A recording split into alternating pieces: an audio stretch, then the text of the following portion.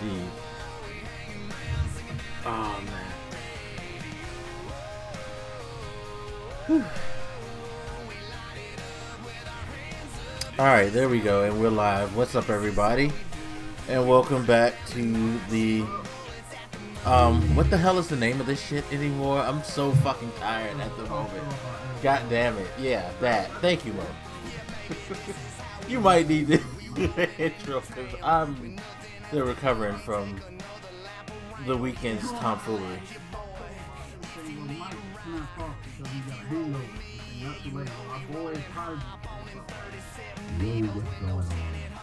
For the record, I don't get hangovers. God damn it. I'm not sick. I'm just tired.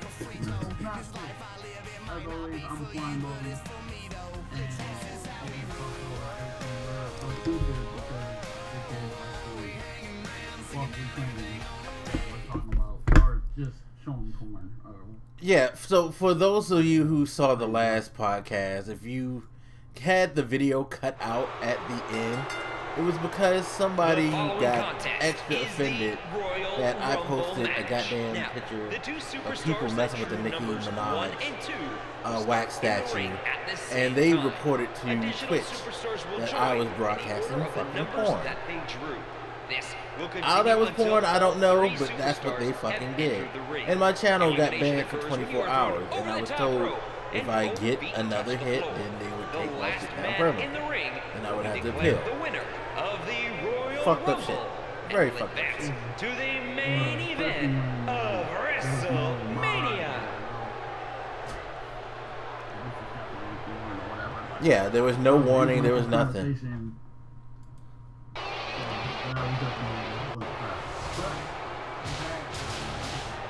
This is four. And I will be posting the full number 3 up on YouTube, but I just haven't had a chance to do it. I was contemplating whether or not I could put an age restriction, but you know what? We'll just see how that goes.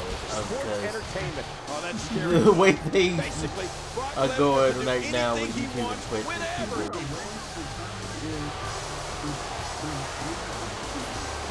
YouTube does have a like, so does Twitch. Twitch allows you to turn on an age restriction where before the person can click, they'll see a thing that says it's for mature audience only. If you're not, I think 18 or older, you can't view this. Of course, let's be honest. How many of these kids do you think really put their real age when they make their Twitch and YouTube accounts? So introducing the individual it's kind of a deterrent, but it's not. And weight also, 290 pounds. I don't know. Bradshaw Layfield. And, you know, trolls are gonna do what they're gonna do. So letting them hear it. Whatever.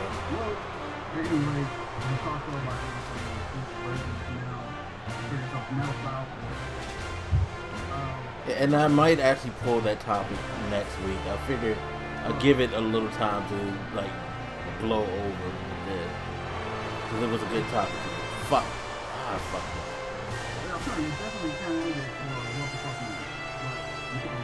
Oh no, I agree.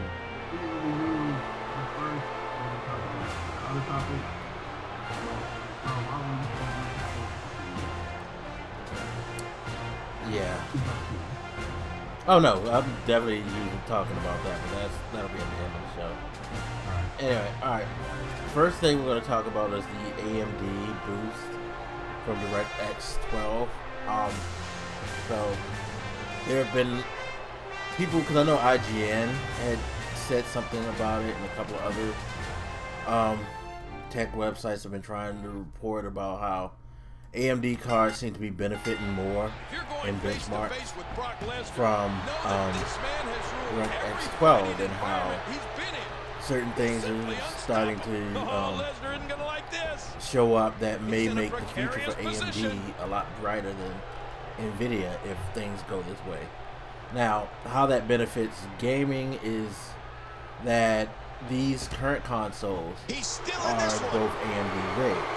In particular, Xbox One, which will be adding DirectX 12 to the console. So it'll be interesting to see if and how much the boost will be to the console. I'm gonna go to Prod first because he's not talked about this. What are your thoughts on that? Yeah, he's in a bad way now, Cole.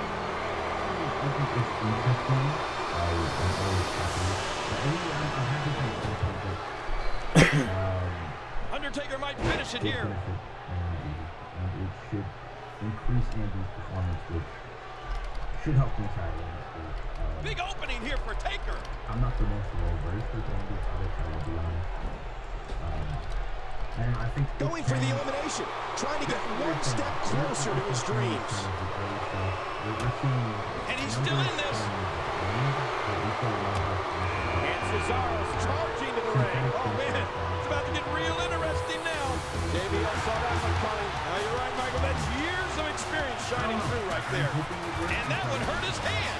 Big right hand, right to the chin. Can't believe it. The Undertaker is getting rolled up like an accordion. Rolling out. He's about to be eliminated. That'll put an end to JBL's night. Isn't that something? All the money in the world couldn't save JBL here tonight. You hear how his leg connected? All right, so Modem, what are your thoughts? Undertaker is so destructive. He's nearly out of this one. 2-on-1 now. Oh my gosh, another. He's falling out of it.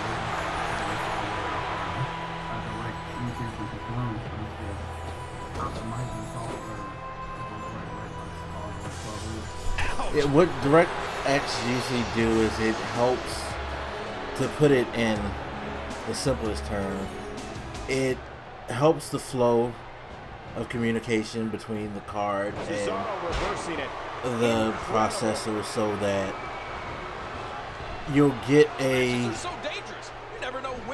I won't say you'll get a significant boost, because I've noticed when I've bought had older computers and there have been new DirectX updates, every game gets like this slight enhancement.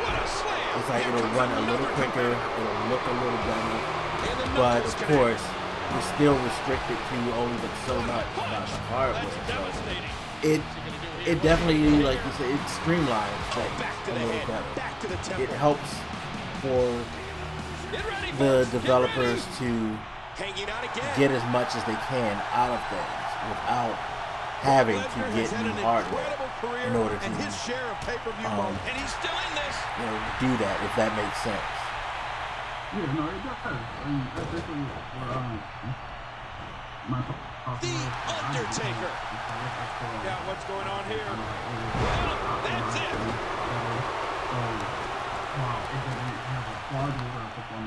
Undertaker, he's got it. Here comes Undertaker. That's it for Brock Lesnar.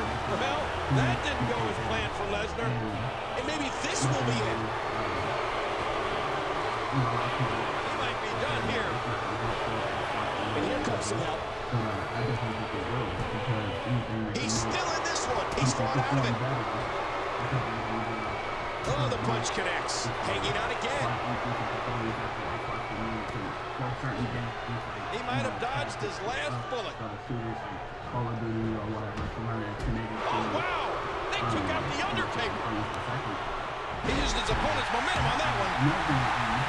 Oh, just driving his hands into the throat. Uh-oh, what's this? No, because Sony doesn't use DirectX. I can't remember if they still use OpenGL or not. Do you remember, bro? I have to look up what the this could be big. What it is. Oh my gosh, another one? Because their API is different. It's something I think they actually created for the PS4 this time around, specifically, and that's one of the reasons why people feel like it kind of outperformed the Xbox One in the beginning. Is that their APIs? I don't know what it's called. I'm gonna have to look into that. But yeah, they don't use DirectX 12. That's the thing. They don't because they don't necessarily do it themselves. They have to go to AMD to develop it for them. They have AMD develop it specifically for their hardware, you know? He's not exactly popping up to his feet here. Well, what do you expect, Michael? Did you see what just happened? Here comes another one. How's this going to affect them? And he's still in this. When it comes to actually knowing, I just know it's the basic. Oh, look at this. How close is he to being out there? When it comes to laptops, I prefer laptops. He's in big trouble. He's almost out right here. Trying to impose Cesaro's out of here. Check, please. Watch it. Watch it.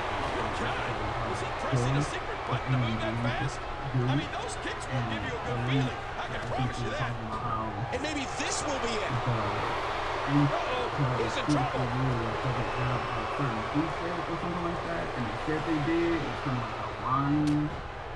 He might be going.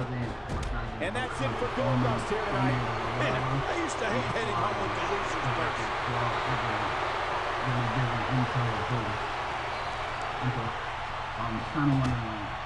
He's fought out of it. Well, what is not giving a boost is the NVIDIA video cards. And from what I was reading, that article, I don't know how true that article is, because it's funny. You look in the comment section, everybody's just like having this huge argument about it. Another shot with a boot. Yeah, like honestly, the NVIDIA versus Radeon cards, it's comparable to Xbox versus PlayStation. It is. It really is.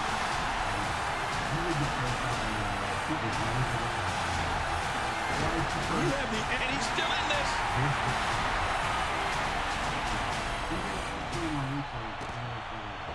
Hanging on for the second time in this match.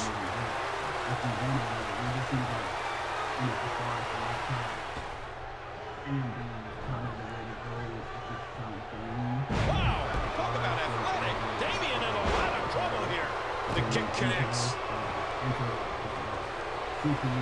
Knocked into the middle of next week. Sami Zayn looking to make some noise here. Yeah, this kid's full of energy. I love it. And our troops run out of gas. And this one's going to set troops back quite a bit. You notice Swagger almost looks happy when he has an opponent in the Patriot lock?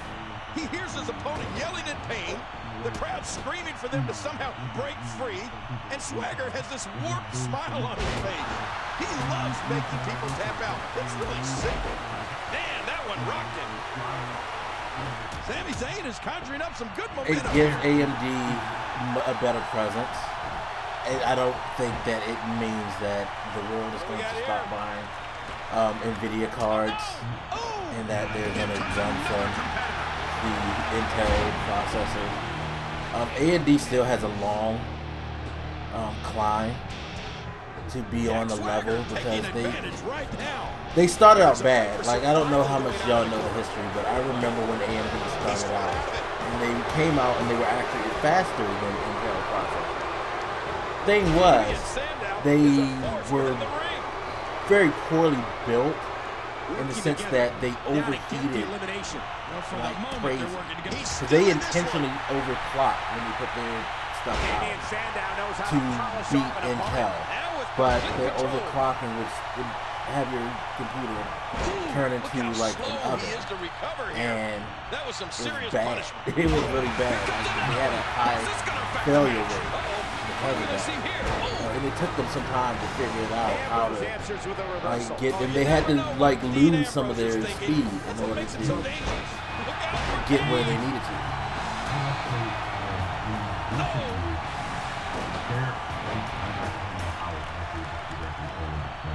But in recent years, they also decided to. They're not going for the elimination, trying to get one step closer to his dreams. And he's still in this, not giving Damian a chance to recover. The winner, he's still in this one. He saw that one coming. Sami Zayn on the offensive. And that's an elimination for Sandow. On the bottom row hanging on for dear life. But they're definitely... Ooh, that did it. AMD's just Look at the corner, Michael. This doesn't bode well. He's fought out of it. AMD always went with... This man. AMD lately has been going with more storage at a lower price, which is great for things like anything that works on a multi-thread app, so anything that uses multiple CPU cores. Turning it around, it's Sami Zayn with the... He's still not through. Oh, no. Wait a minute, Cole. What's he going to do here? Triple H in trouble. This could be huge. Jack Swagger going to work now. Is that it would better spread that workload. When you're talking about someone who is an all-American college wrestler and is a physical beast like Jack Swagger, you're talking about a different kind of offense. Swagger knows so many suits, and he's still in this.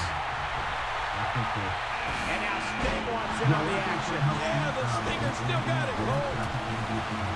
And it's Dean Ambrose able to break free.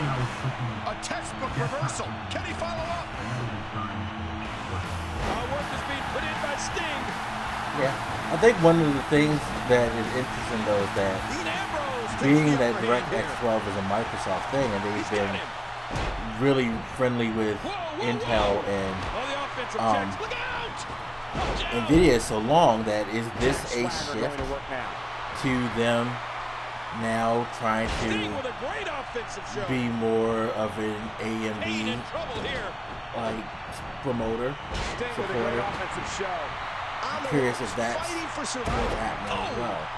I mean, like I said, I understood why they did what they did as far as the Xbox One is concerned, because they want to get the best out of their product, and their product uses AMD's hardware, so therefore it's kind of one of those, we got to do what's best for business.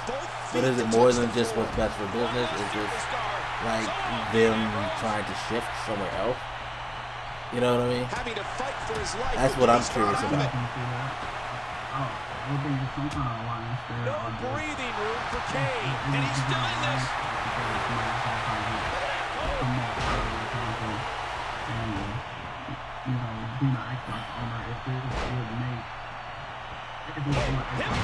And he falls hard. You can see him struggling to stand after all the damage he's taken. Boom! Boy, he was able to reverse and get out of that. He's still in this one. He might be going. I'm not going to say it's not going out. Remember, it's over the top rope. Both feet. He's fought out of it. A lot of people even, the PlayStation is not neither the PlayStation nor the Xbox. He might be done here. Our machines are equipped in a way to do changes to the and he's still in this. What a shot! They're just not taking. Regardless of what this is, I don't think it's going to. Man, Triple H, what offense! Oh my gosh, another one? Is it time already? Like the machines themselves, they don't have the technology. Watch it! Work is being put in by Sting. I think this is a boost. I think definitely a good, noticeable boost. He was one step ahead on that one. Just look at this. You can see the results. I don't know if either console is really going to be hitting that 1080p 60 though. Like it's occasional games that do it, but it's not going to become like a mainstay thing. Yeah, I mean, not every game or game developer puts their game out at 60 frames per second or 1080p. Like Destiny is only at 30 frames, and everybody loves Destiny. I don't even think 60 frames is necessarily a so much a flagship like the standard yet, but as of right now, with Black Ops 3 coming out on the beta for PlayStation, ran at 1080p, 60 frames per second. Native Xbox One was 900p. To me, it looked great. Like the graphic enhancements is, definitely noticeable. But I'm wondering, is this what Direct 12? If Direct 12 is what's needed to just get that slight push that they need to get it to 1080p native, 60 frames per second. And I think it will, because I think it can, but again, I think it's still up to the developers. Yeah. At the end of the day, the developers have to, use DirectX 12 in a way that's going to. Well, I think they would do that regardless because they, how should I say this? They're already coding for it on PCs. They're already going to be using Direct 12. So getting it to run on the Xbox One, you know, using DirectX 12 and whatever should be easier. You know what I'm saying? I don't see why it wouldn't be. Well, it's going to take time. It's definitely going to take some time, but I mean, you know, it should be easier, right? That's what I'm saying. I mean, it's far easier than it has been any previous generation. Yeah. Right? We're at a point now where architectures are probably as close as they're ever going to get. In terms of like desktop to console architecture. But even still, I don't know. I guess we'll see probably like sometime next year. I think it's when DirectX 12 is looking to come out. We'll start to see maybe something like January, February, or something like that. I'm not going to expect developers to really be. Yeah, it's not going to be that soon. It's definitely not. No, it's not. I'm saying it's not going to be used as good as. Oh well, yeah. But they're announcing like it'll be ready by January, February. I think that's what I've seen. Not too sure on it though. Don't quote me. Well, we'll see. We definitely will. Because what I would want to see then, because what I'm really looking at is, are we going to see games that previously were put out? So take something like a game that we had previously seen. I don't know. Maybe if any game that's currently on Xbox One, or any game that's on any system, are we going to see? Because if it's that big of a difference, then I think it would be getting more buzz than it is. I don't think it's getting a lot of buzz because I think not many people. We're not going to see. Because I was looking. I've been kind of reading articles and 50% increase in performance. It's varying between like 20 and 50% from what I'm saying. But again, I cannot see that tangibly turning into real world performance. I just you'll get some of that, but you're not gonna. It's not just gonna open up. It's not gonna be 50. It may get to 20, 50. It's kind of laughable for people to say that because like I was saying before, the hardware is not going to change, and APIs don't. Like all of a sudden, it's not like they do something to older hardware to make them that much better. You know what I mean? Right. You can't change the hardware is what it is. And well, see, I was saying. Go ahead. 1 second, for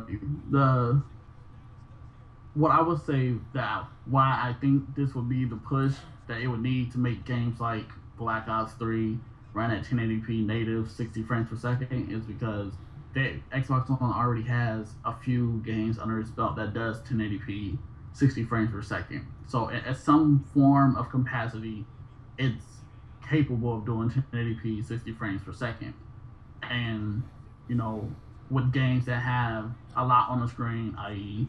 Black Ops 3, I think this would be the push it needs as far as optimizing it well enough for games like Black Ops that's fast-paced and twitchy, you know, high motion to be 1080p native 60 frames per second. I think it's already doing 900p, which is just. But I know what Prod was saying about how these. Here's the other thing. Like, I'm also, because we would also need to see a shift, because lately the shift has been more so on the GPU than anything else. Like, we kind of moved away from how heavy we were pushing CPU in terms of gaming.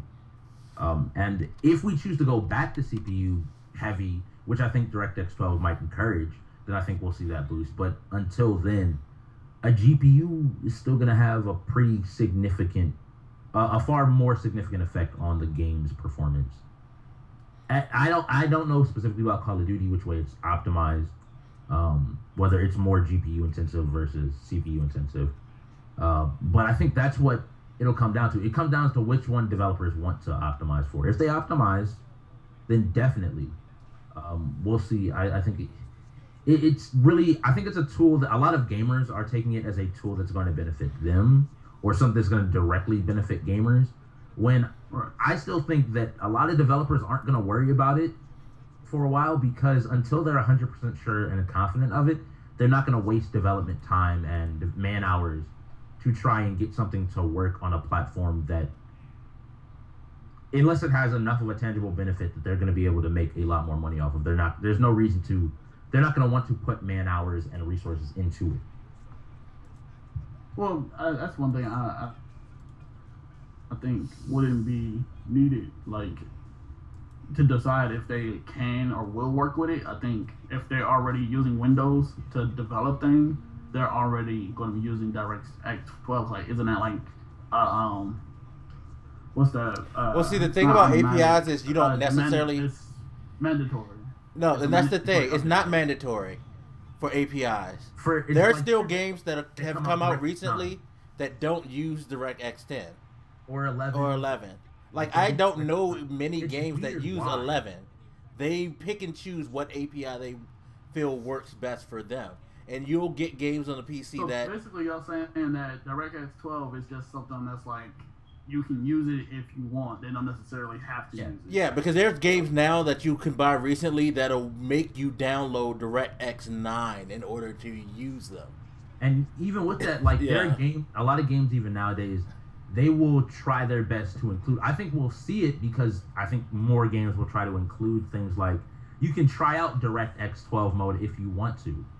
But until we have, I'll probably say late next year, maybe even the year after that, we'll see basic implementation where it's going to be the primary platform. Because until it's 100% tested, they're going to stick with DirectX 10 or DirectX 11.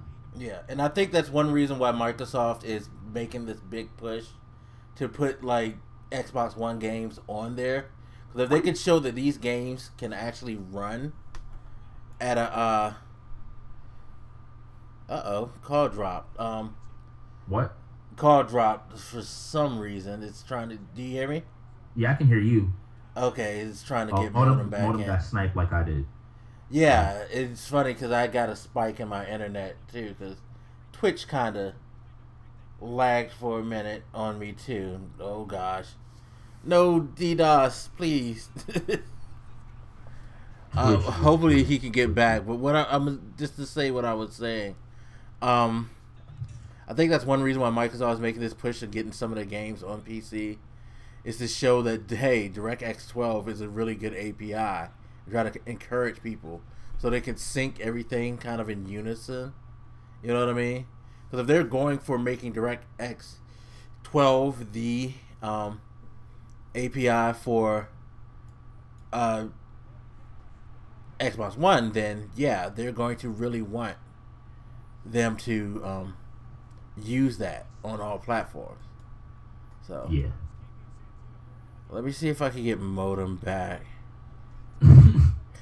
Oh, Twitch, Skype, we love you, so. Yeah, you know, Skype does its thing. I swear. That's what I think. It's another tool for developers to use. It's just a matter of when developers choose to start using it. Yeah, I agree. I definitely agree. They're going to definitely. Oh, wow. It said the call failed. See, Skype is. Yeah, that's one reason why I don't use it much.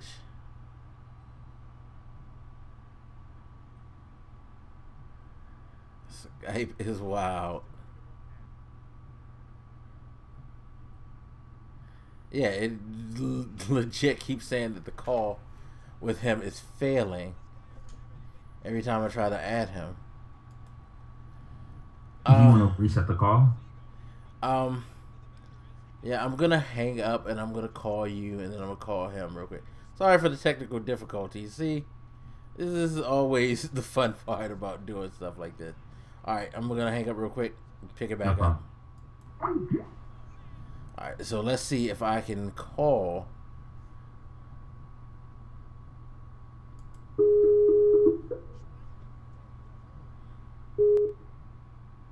Hey. Alright, we got one.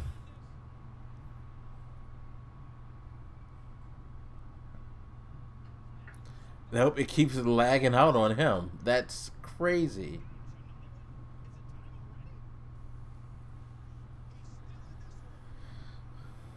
That is very interesting. Skype. Modem, if you're in chat, let me know if something's up with your internet. But what I'm gonna do is I'm just gonna go ahead and start kind of slow start. It just kicked you out. Yeah, restart, and I'll ask part of the next question. Then we'll get back to your closing thoughts on the subject of the AMD thing. But moving on. So we're getting to the part of the year now where there is a ton of games that is coming out, and we're getting to that game of the year discussion part where people are going to be debating what their game of the year is, what they really like, what they played that they feel was really cool, and all of that. So far I want to ask both of you, and hopefully we get Modem back in really quick, but I wanted to ask both of you, so far, what have been your top games of the year and why? So, Prod. Any number? Like, you want to set a specific number? No, you can just... All right. So, I guess I'll start with what my game of the year. I want to preface this by saying I still have not started Metal Gear Solid. And there are games that still this year that I'm very much expecting to be contenders. But currently, the best game I've played this year is hands down still The Witcher 3. There's the amount of content, the level of detail and care that has gone as well into the story, the game's performance, both from a console standpoint and a PC standpoint, the developer's approach to DLC and the developer's approach to the game as a whole. I think that Witcher 3, bar none, if you're ever looking for a game of value, Witcher 3, as of what I've played, is the most valuable game.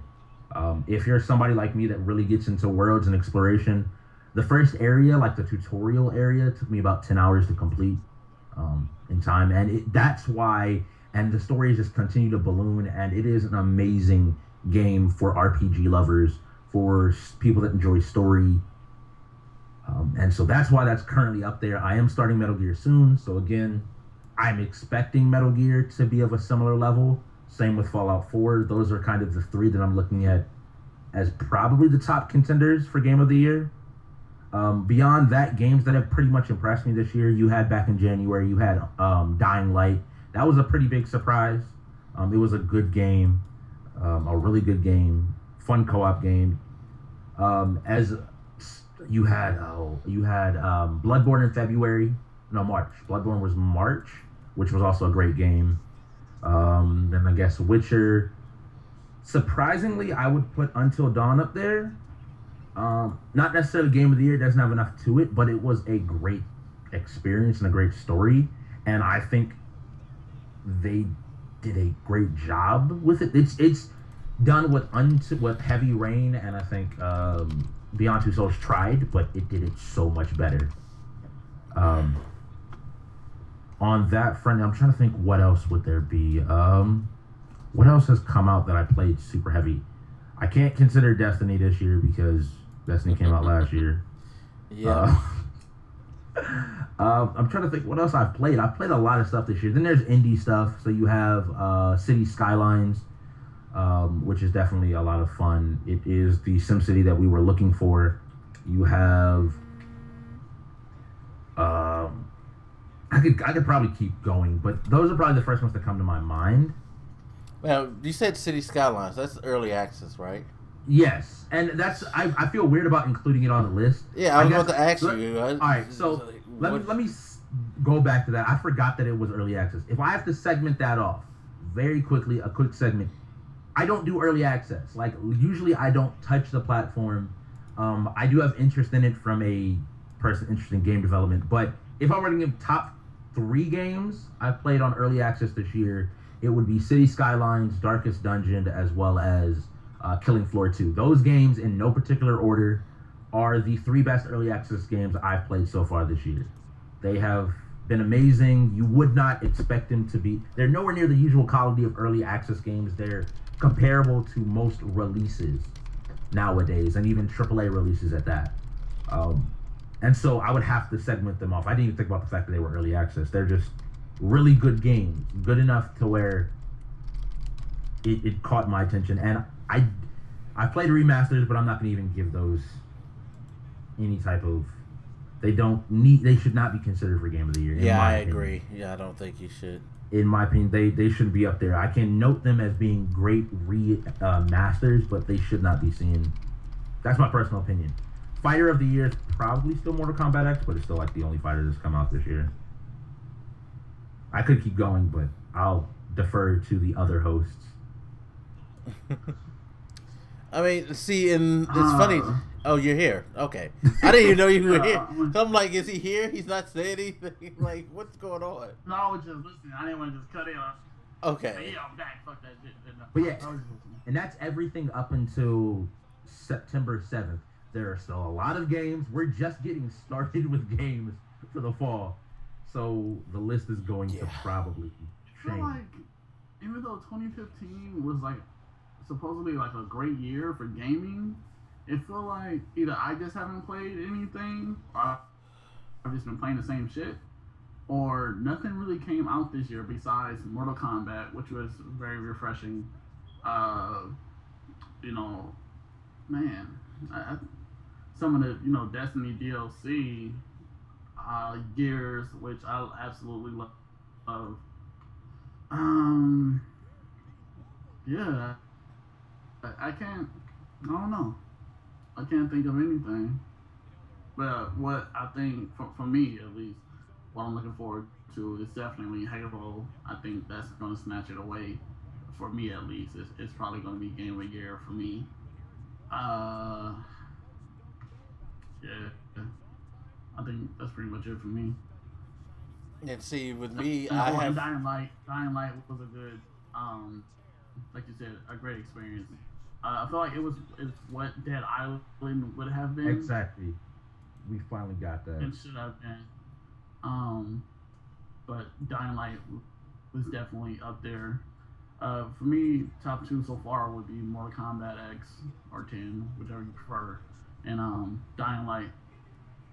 I'm not gonna say Gears, even though I absolutely love it because it's a 10-year-old game.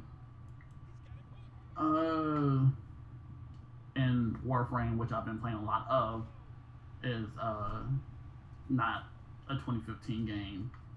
So yeah, I think it's between Dying Light and Mortal Kombat. Oh, and before we go on, Mike, what wrestling is this? Is it 16 or 15? 15. No, it's not 16. 16's not out yet. And I kind of doubt I would be buying 16. I could go on a rant myself about that. And it actually did. So there'll be a new WWE video coming out soon on my channel. Because some things that they're talking about is worrying me. Which ain't good because the game's already broken to begin with. And I'm going to need them to get rid of John Cena, by the way. What is John Cena? I don't know. I just thought of another game. From the indie side of things, Ori and the Blind Forest. That is an amazing platform. It is an amazing platformer. It is beautiful. Oh, that game is so great. I have it downloaded and everything. I just haven't played it yet. I would if you're into platformers especially, it is a really it walks that fine line between balance, like fun and challenge. Okay. And I really did enjoy it. Yeah, see, think about that. Like, I'm looking at just a list of games. I'll drop it down. I think I'm more in Modem's boat because it's a lot of stuff that I've actually got. I haven't got to play in depth. Also, I've kind of carried over some stuff from last year. Like, most of y'all know I play a lot of Destiny, so I've been playing the shit out of that. Played Mortal Kombat. That was great. Played. I need to play through Life is Strange because the first part didn't sit that well with me, but everybody keeps telling me that as time goes on, it gets better and it becomes a really good game. So I have to, one of these days, roll up my sleeves and just go ahead and do the rest of that game. The Game of Thrones game has been great for me.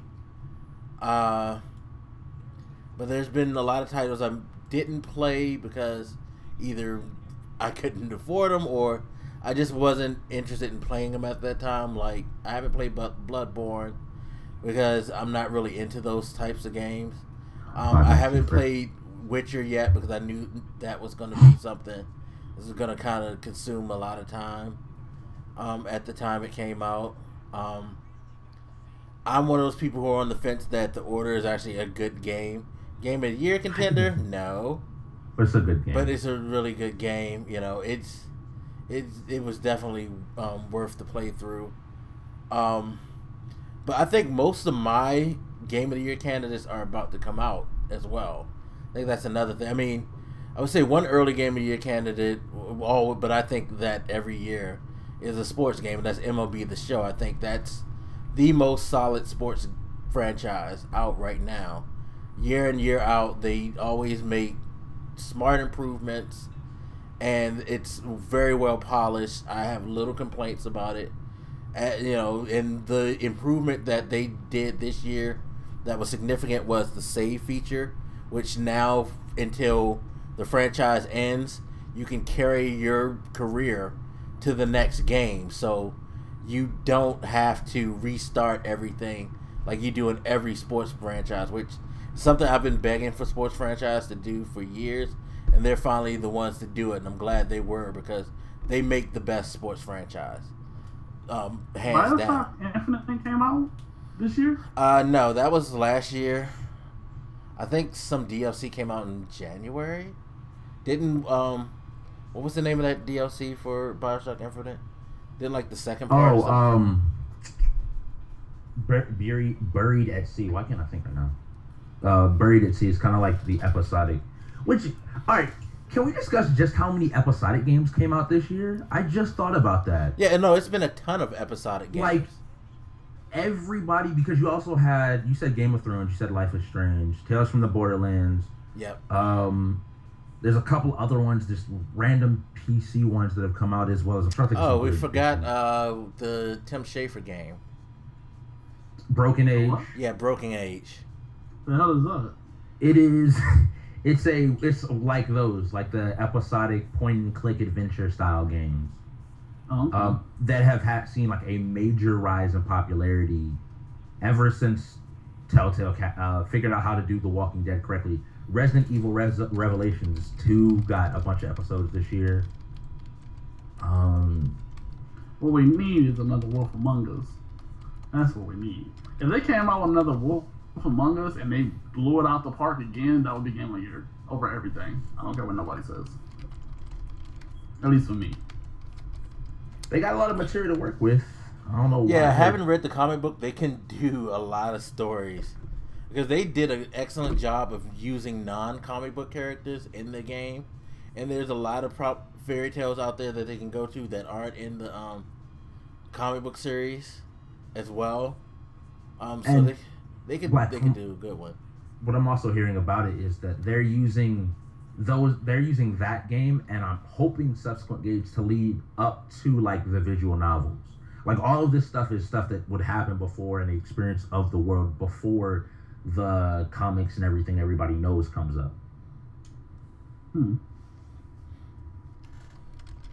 That's interesting. So I'm gonna need them to make another one. But I think Telltale is at the point now where we're gonna see how it's gonna be. Is we're gonna see two of their smaller series. So this year we have Game of Thrones and Tales from the Borderlands, and then next year we're gonna get Walking Dead season 3. And maybe Wolf Among Us, that might be a smaller one towards the end of next year, and then it'll be Wolf Among Us and another one, and that's how they're gonna do it. The Walking Dead is always gonna be the main show for them, I think, because it's just done so well, and they're just gonna continue to push it. The only problem with Wolf Among Us was the optimization. There was a lot of glitches and so on and so forth with it. But overall, for me, the story was better than their Walking Dead story. Like the Walking Dead story is always great because it's so dramatic, but this story was just a well blend of mystery, complication, and just great storytelling. It's like two different monsters for me. Definitely. I definitely prefer the Wolf Among Us over the Walking Dead, though. I will say that. I agree. Oh, But yeah, I'm that also was a tired better of the whole game. zombie. That was I'm tired of the whole zombie craze that we've had for what seems like the last 5 to 10 years.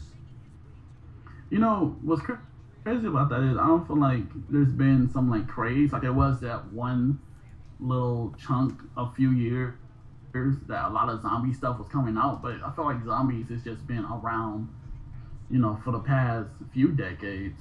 Like I think I don't think it ever will go I don't want to away. necessarily say that it, like, I'm not trying to say it went away, but they've definitely taken prominence a little bit more, or I guess they've found a spot where popularity has kind of pushed them to the forefront of mainstream.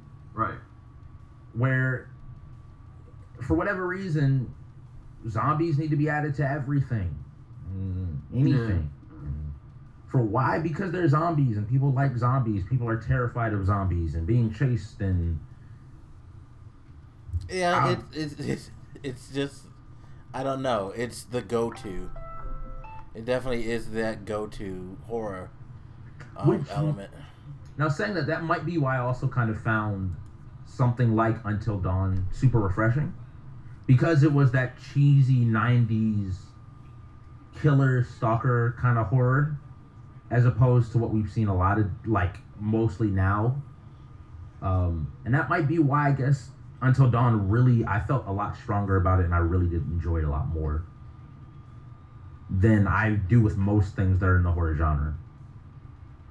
So what do y'all think about Batman Arkham Knight? Yeah, that is definitely up there for me. It's funny because and that's the thing, we're moving on to a point where now the earlier games kind of wash out for me. Exactly. And the later games start to take more precedent. I mean, you had a lot of good early games, but I always feel like we focus more on the fall. More than Fallout's anything. going to get a lot of buzz because it's coming out right before Game of the Year. Talk is going to really get heavy. Game of the Year is going to be on everybody's lips at that point. And Fallout will have come out. And I also think it's more so like only the games that really matter or have a strong following comes out during the fall, because those are the only games that are going to really sell well when it's like all these other sales are going on, like Black Friday, Christmas, all that jazz. Like only games that do really well, that does really well, sell during that time. So you got your Halos, your Call of Duties, whatever else is coming out in the fall. That's the only two games I can think of at the moment. I mean, even like we're already seeing shifts because the Division's not coming out this year. They pushed that back. Rainbow Six is not coming out till December now. I think the lack of multiplayer killed the Uncharted collection because nobody's even really talking about the Uncharted collection anymore. I didn't even know they did a collection.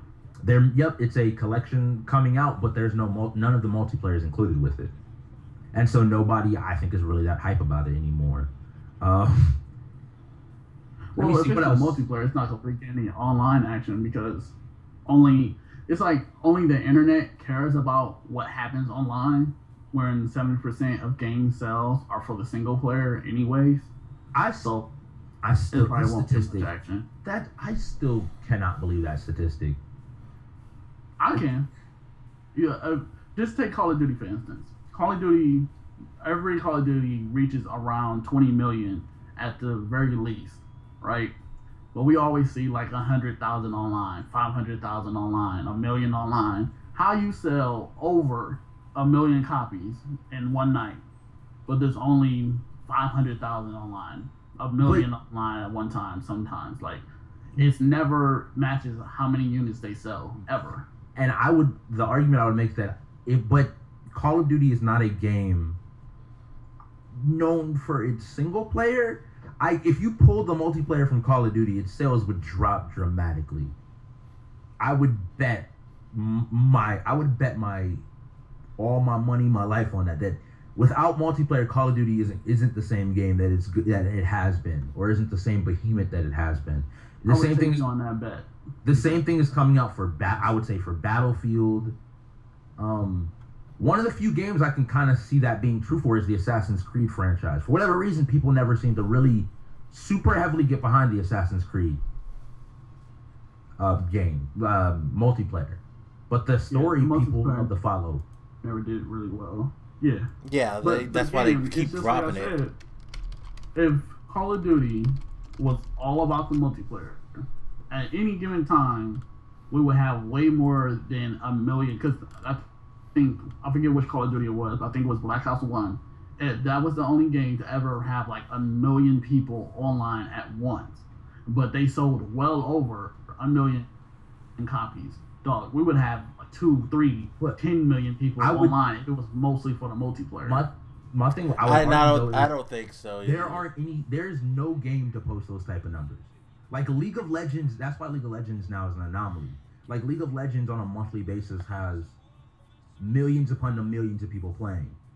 Like people logging on and playing a league on a daily basis. Is there any single player to the league?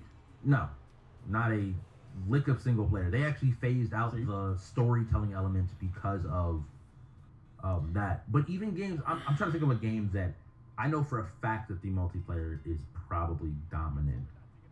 The thing is with Call of Duty, focused on multiplayer, it's gonna do multiplayer stuff. So like, Modem, I give you it because this statistic is from. What did you say? I'm gonna say I'm giving you it because that statistic makes sense from the standpoint of, and I think both of y'all can understand this, people's real problem with Destiny. The statistic makes sense to me from the Destiny standpoint because the majority of things I heard from people was that it has no story. And to me, which for whatever reason, most shooters to me seem to be pushed towards multiplayer, the fact that Destiny does not, quote unquote, have a story doesn't seem to be a problem that ever I hear out of a Call of Duty or ever hear out of a Battlefield or out of any other shooter besides Destiny. Is it that people thought that Destiny was more single player focused necessarily or more PvE focused? I just don't get why. It makes sense when I look at it from a Destiny standpoint that a lot of people don't like Destiny because it doesn't have a story and most people play stuff with a single player. But I would love to see how many people actually complete those stories. Like how many people actually play through the entirety of the single player. They don't just play the single player, but finish it. And at that, finish it multiple times. Well, I think Call of Duty's numbers are kind of weird like that because I've never, at least I can say from knowing people that I know and from my experience, I've never looked at Call of Duty as a game I'm going to sit and play for hours to where that its peak usership probably could max out at over 1 million on a constant basis because it's a good game. In an hour's time in Call of Duty, you can get in a good 10 to 15 matches.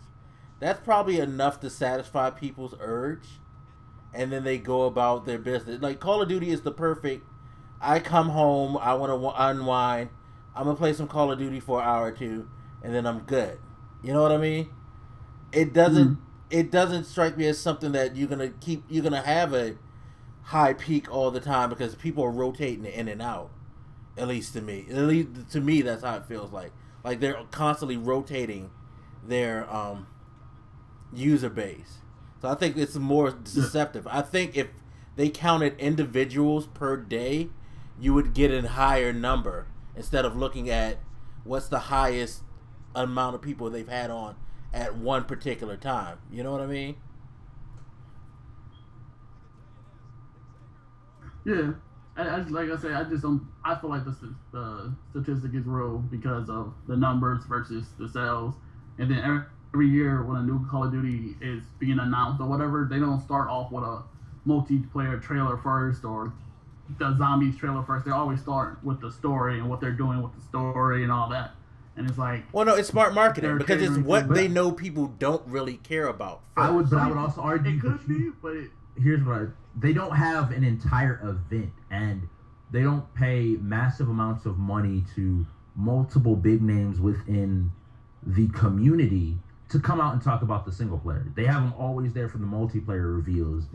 This is what we're showing off, and this is what we're bringing to the table. Like, I think back to the Call of Duty Advanced Warfare showing and Black Ops. Like, yeah, people talk about, okay, we're getting a little bit of Call of Duty, but the buzz starts when you start talking about multiplayer. And like you said, it could be because we exist on the internet and we see that, but I don't think that I think that it's Call of Duty and last generation, not even just Call of Duty, but last generation is defined by the rise in multiplayer on massive worldwide scale multiplayer gaming. That's what defines last generation. The Call of Duties, the Battlefields that can be played with anybody around the world. And I think that we haven't transitioned away from that. We're never going to transition away from it. It changed how people look at games. People now talk about they would rather just have a multiplayer for $60 than to get a single player at all. They would rather people spend more time on the multiplayer. And I guess it's a surprising statistic. I would wonder who they polled, like the age groups. What age groups? Because I think if you're talking to an age group of people my age, so 21, take from the ages of 12 to 25, I guarantee multiplayer is going to be their first focus. The majority of people. Yeah, whereas like someone in my demographic, we're probably not going to really care for multiplayer like that. Like, I am one of the few people who don't mind playing a first-person shooter for the story. I played the story before I even, like, months after I might touch the multiplayer.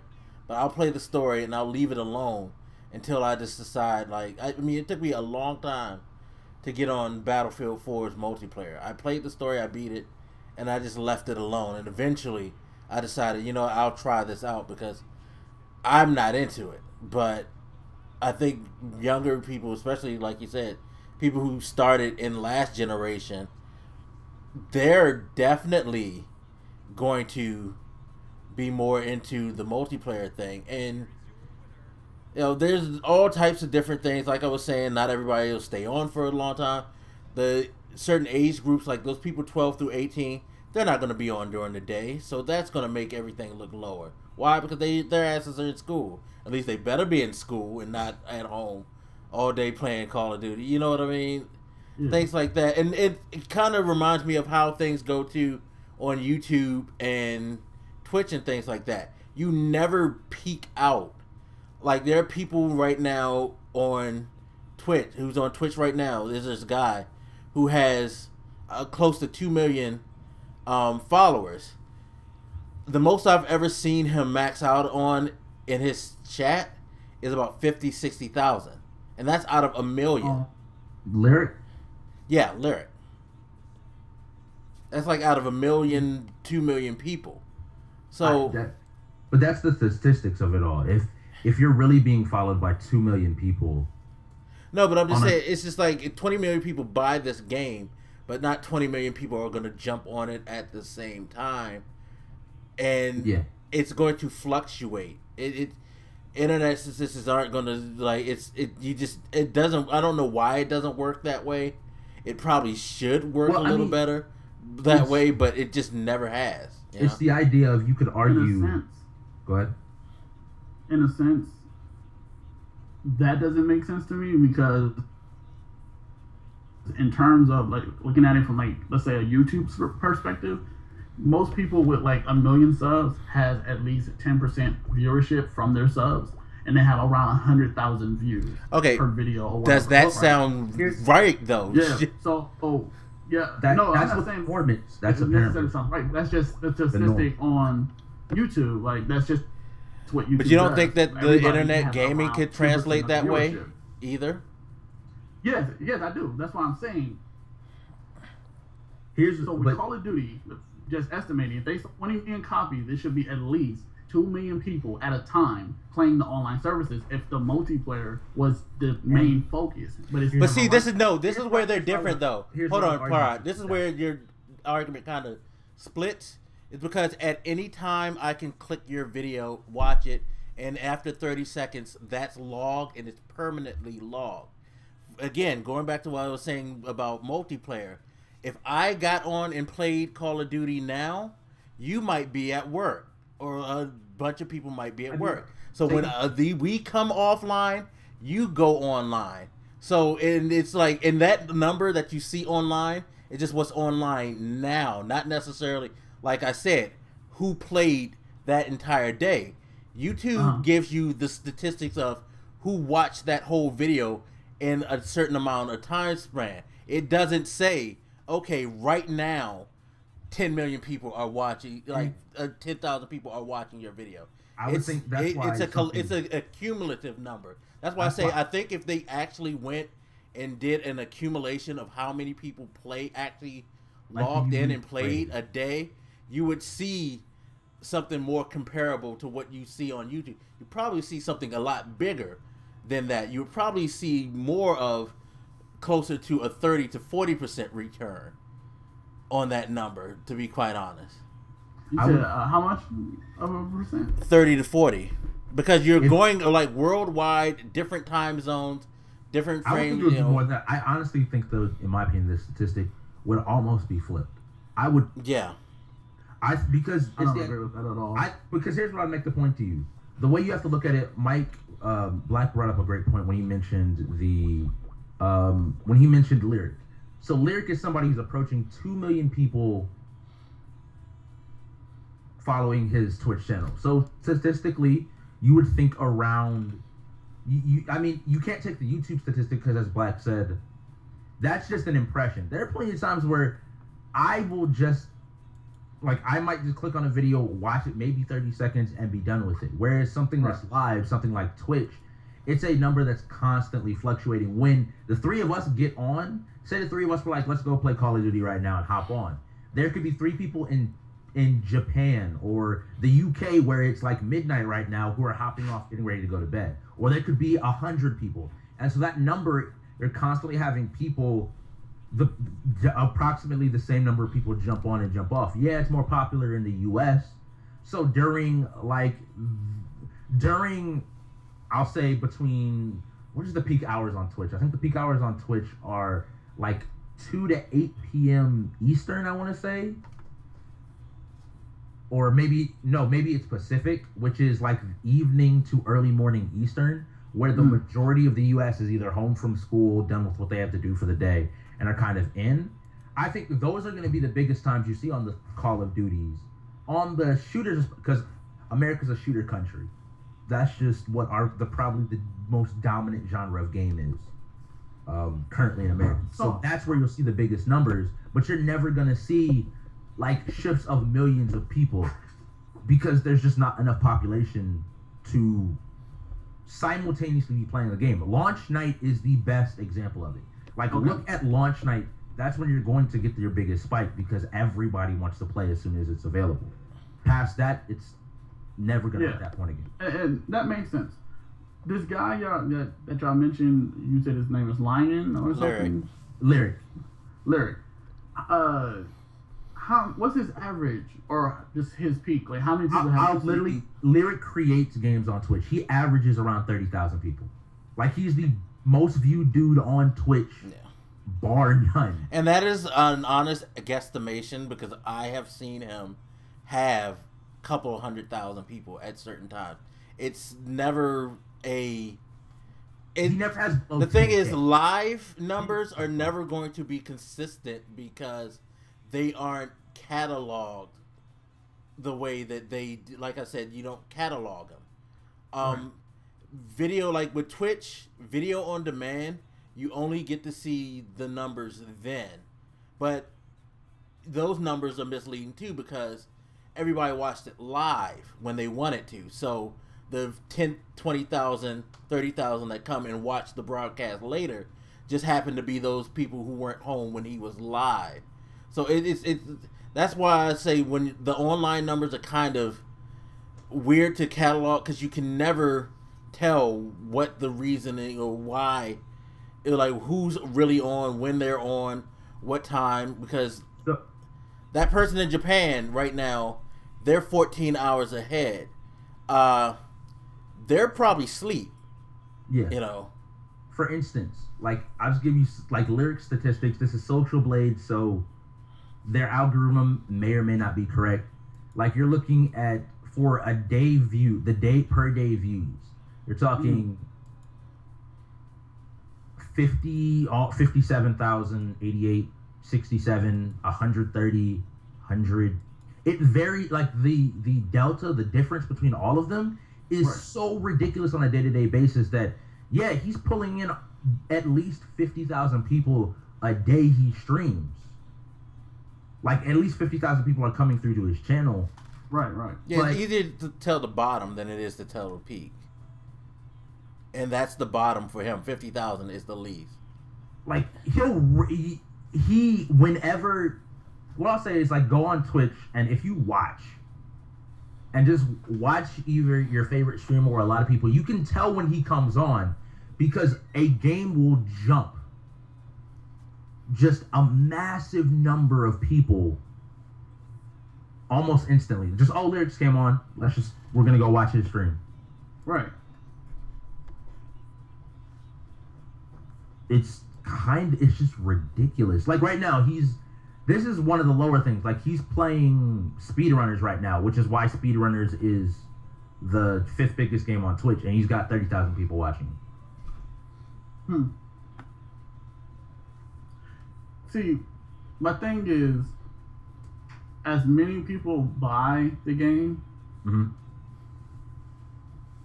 versus the number of people, you know, that's online at certain time. As you said, and when you were looking at the sales of Call of Duty, most of their sales are in the United States. And from the west to the east, there's only a 3-hour difference. So whenever the East Coast peak time, you know, that's when I would assume that the game peak time is. So All right, let's say this. If like people say a lot of young people play Call of Duty, right? Right. What time is it there? What time is it there now? It's let me see. It's 3 o'clock. Okay, so would you say kids get out around that time Yeah. at school? So you would say kids at 3 o'clock would play, right? A lot of kids would jump on when they got home from school. Hold on, 1 second, Prod. You would like, let's say a lot of kids jumped on as soon as they got home from school, right? Right. Over there. Now it's 3:30 your time. It's dinner time here. Your ass is with your parents eating dinner. You're not on, so you're gone. You see what I'm saying? It's like even though it's only 3 hours, the like daytime events or what goes on change it. It still is a big enough of a shift to where you'll get a shift of one side leaving and the other side coming. That's why I say you cannot. Time for Call of Duty would be on the East Coast because that's where the majority of the people who buys Call of Duty is. So you think so? Yeah, I mean, it's on the chart. Every time you get on a Call of Duty, they show you the world map, and then every time the East Coast of the United States is lit the fuck up. It's the biggest. And what time of day is this usually? It's around 7 or 6 our time. Okay, so that's the late night crowd. 5 to 7. So that's the 10 to the 12 crowd. Okay. That's peak hours, right? So okay. Whether or not anybody around New York or whatever, or just the East Coast, whatever they're doing, the peak hours would be New York. So all right. If 20 million people bought this game, and 70% of 20 million people. And you're still not accounting for some of those people might have left or already got on there earlier. But here's the argument I would make to you: that 20 million is not purely the United States. That 20 million. No, that's not what I'm saying at all. I'm not saying that 20 million people are just United States. I'm saying if you're saying that 70% of you're saying both of you are saying that the statistic is flipped, that you think 70% of people buy COD for the multiplayer. So 70% would be on at peak hours. No. Which would be No. Like I said, on the East Coast. No. And regardless if someone jumped on and then jumped off, that's like. But that's it. That's Again, it's an inaccurate stat because what if I don't want to play at that time of night though? Your argument works if you discount modem. There's another issue with the argument. Okay, what's the issue?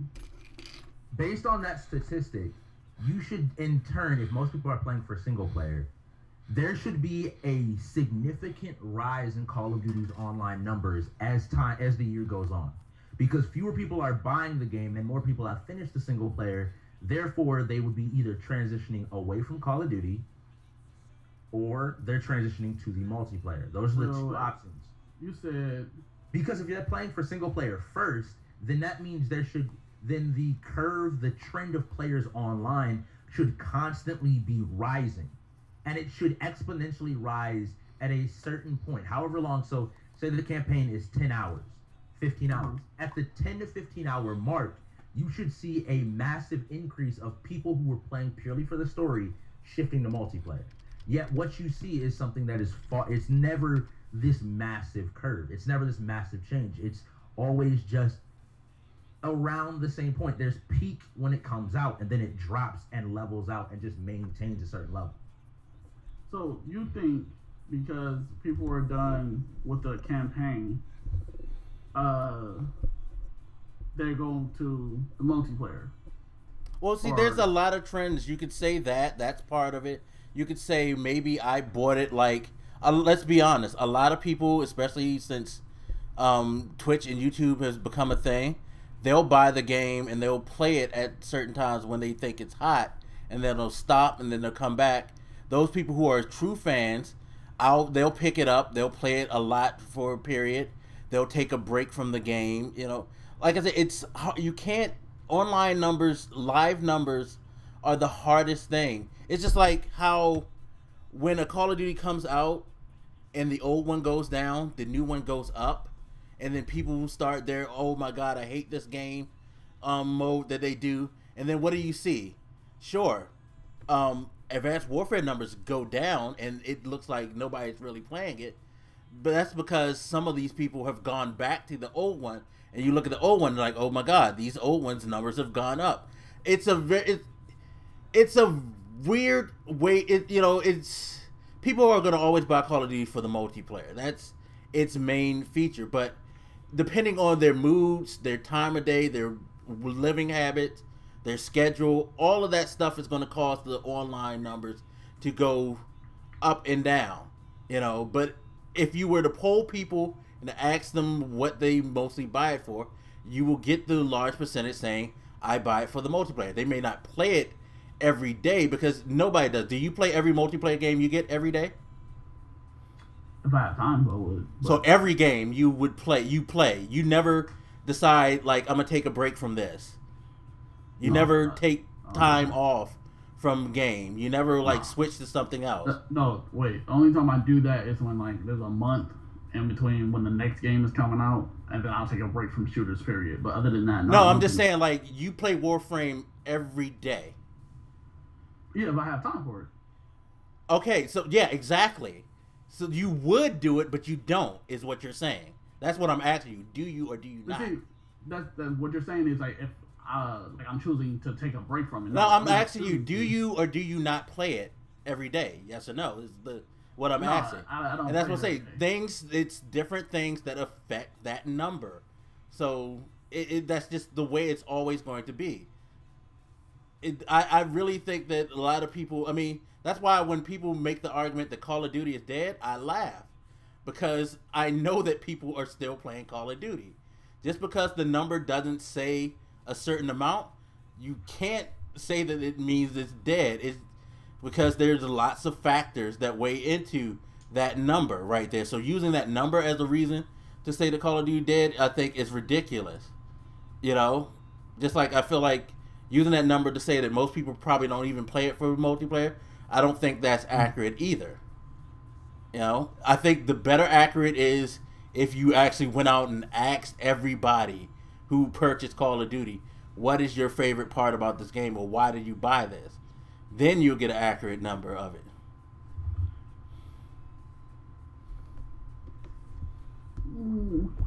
I'm still feel like with you selling as many copies of the game, no, even if we took into account every Call of Duty that in their online population at any given day, at any given time, it would not add up to the amount of units they've sold, and not counting people that rebought the game. And that's the thing. As long as people have lives beyond or things to do beyond, you can't follow that number. That number is not a. It doesn't account for anything else. It just shows you, hey, at this moment, this is what people are doing.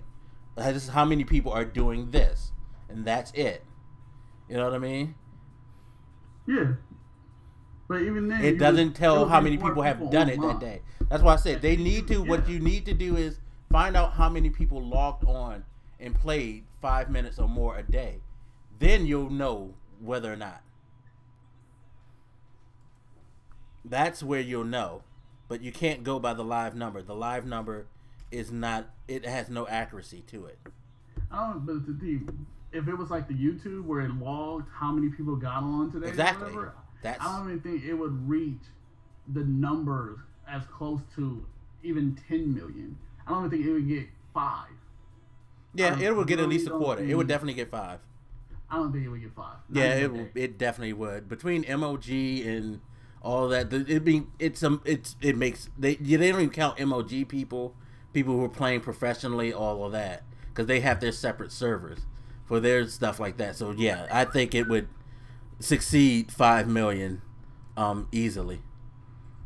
I think it would trample it, but you'll never get that sense because, like I said, online never will. It won't accurately read what's going on. So we can't. I mean, at this point, it's speculation. If you want to be honest, on both sides. To be quite honest, until they give an accurate account, it's speculation on both sides. But I don't think that. I think you'd be surprised to see that it's a lot more, and it's the reason why people why keep going back to this thing that tons of people get on YouTube and say they don't play single player, or like tons of people have said that they don't. I mean, I can't see where it. See, and that's my thing with the numbers and all that. If we're matching up the numbers, only about 30%. Oh, and to be one last thing, I guarantee you, if you had that many people on at once, that shit wouldn't work. I'm gonna tell you this now. It's not gonna work. It would break. My point exactly. We would have. And that's why you don't, because it would break if it was really that many people. No, at one time I said, not accumulatively. Yeah, but see, that's my thing. Okay. The numbers that match right now, it's like you said, they get on at different times of day and so on and so forth. If it was way more, if the game was mostly bought for multiplayer, the servers would break because more people would be playing at a given time. No, because everybody has their different peak. And I think you're disacknowledging the fact that everybody has their own peak times, their own preferred times, every at least at one given. Like you're going by this one canned number that somebody came up from one place and using that, and it's like there's so many other places and reasons that you need to account for other than that one thing, because that's not defining.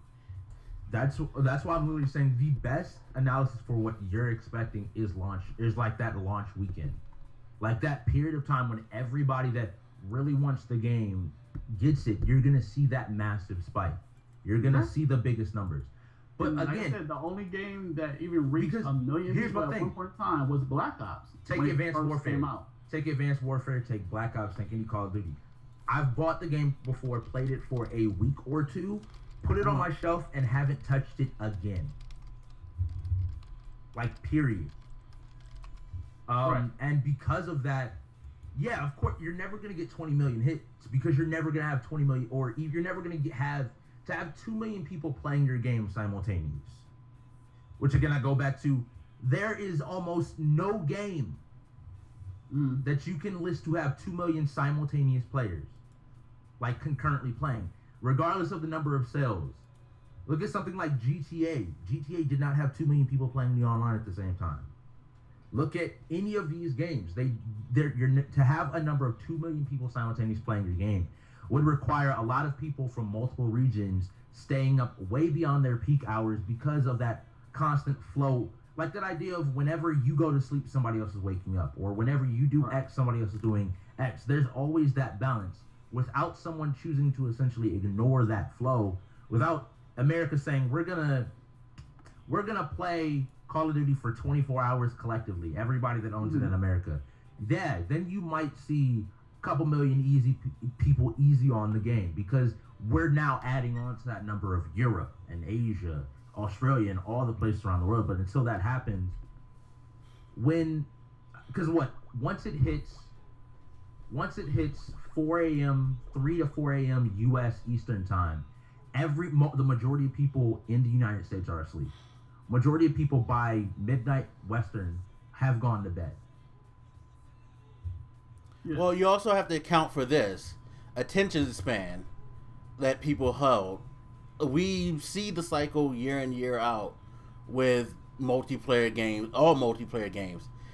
For the way that people's attention spans go now, peak is usually always going to reside within 3 to 6 months from launch, because people will play the death out of something for a certain period of time, and then their attention will shift to something else.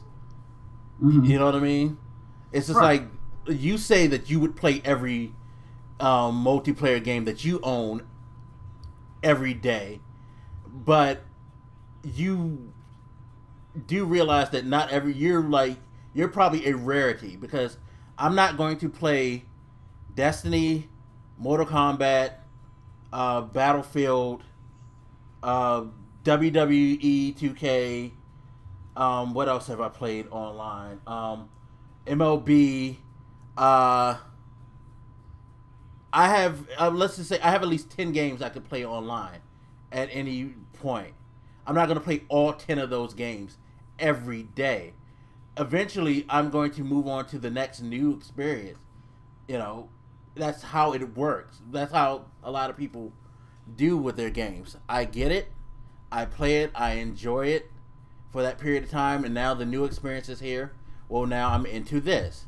So that's where it shifts. So I think what Prod is saying, like the best way to rate it is to look around launch, kind of works best anyway, because people are just going to move on.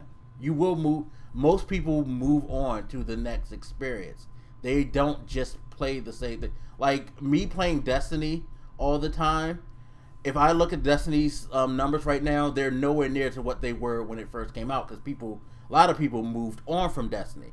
I am that dedicated few. That's the thing. And those, like, the numbers that you see for a game like Advanced Warfare now, that's the dedicated few that hadn't found anything or didn't want to find anything that they wanted to move on to. You know what I'm saying? Right. So that's why I say that's why I keep saying the online number is something that you really, really cannot hold to, because so many different elements can come into play and change what it is. And that's one of the major ones right there, is that if people move on, then it's hard to say that they didn't buy it for the multiplayer. They just moved on. Okay, and I'm not disputing that. For argument's sake, I'm estimating all of these things. And what I'm saying to you is, for anybody who says that people buy Call of Duty for the multiplayer, it would be more people playing online at the peak hours. Not everybody. Are you saying at launch? Are you saying now?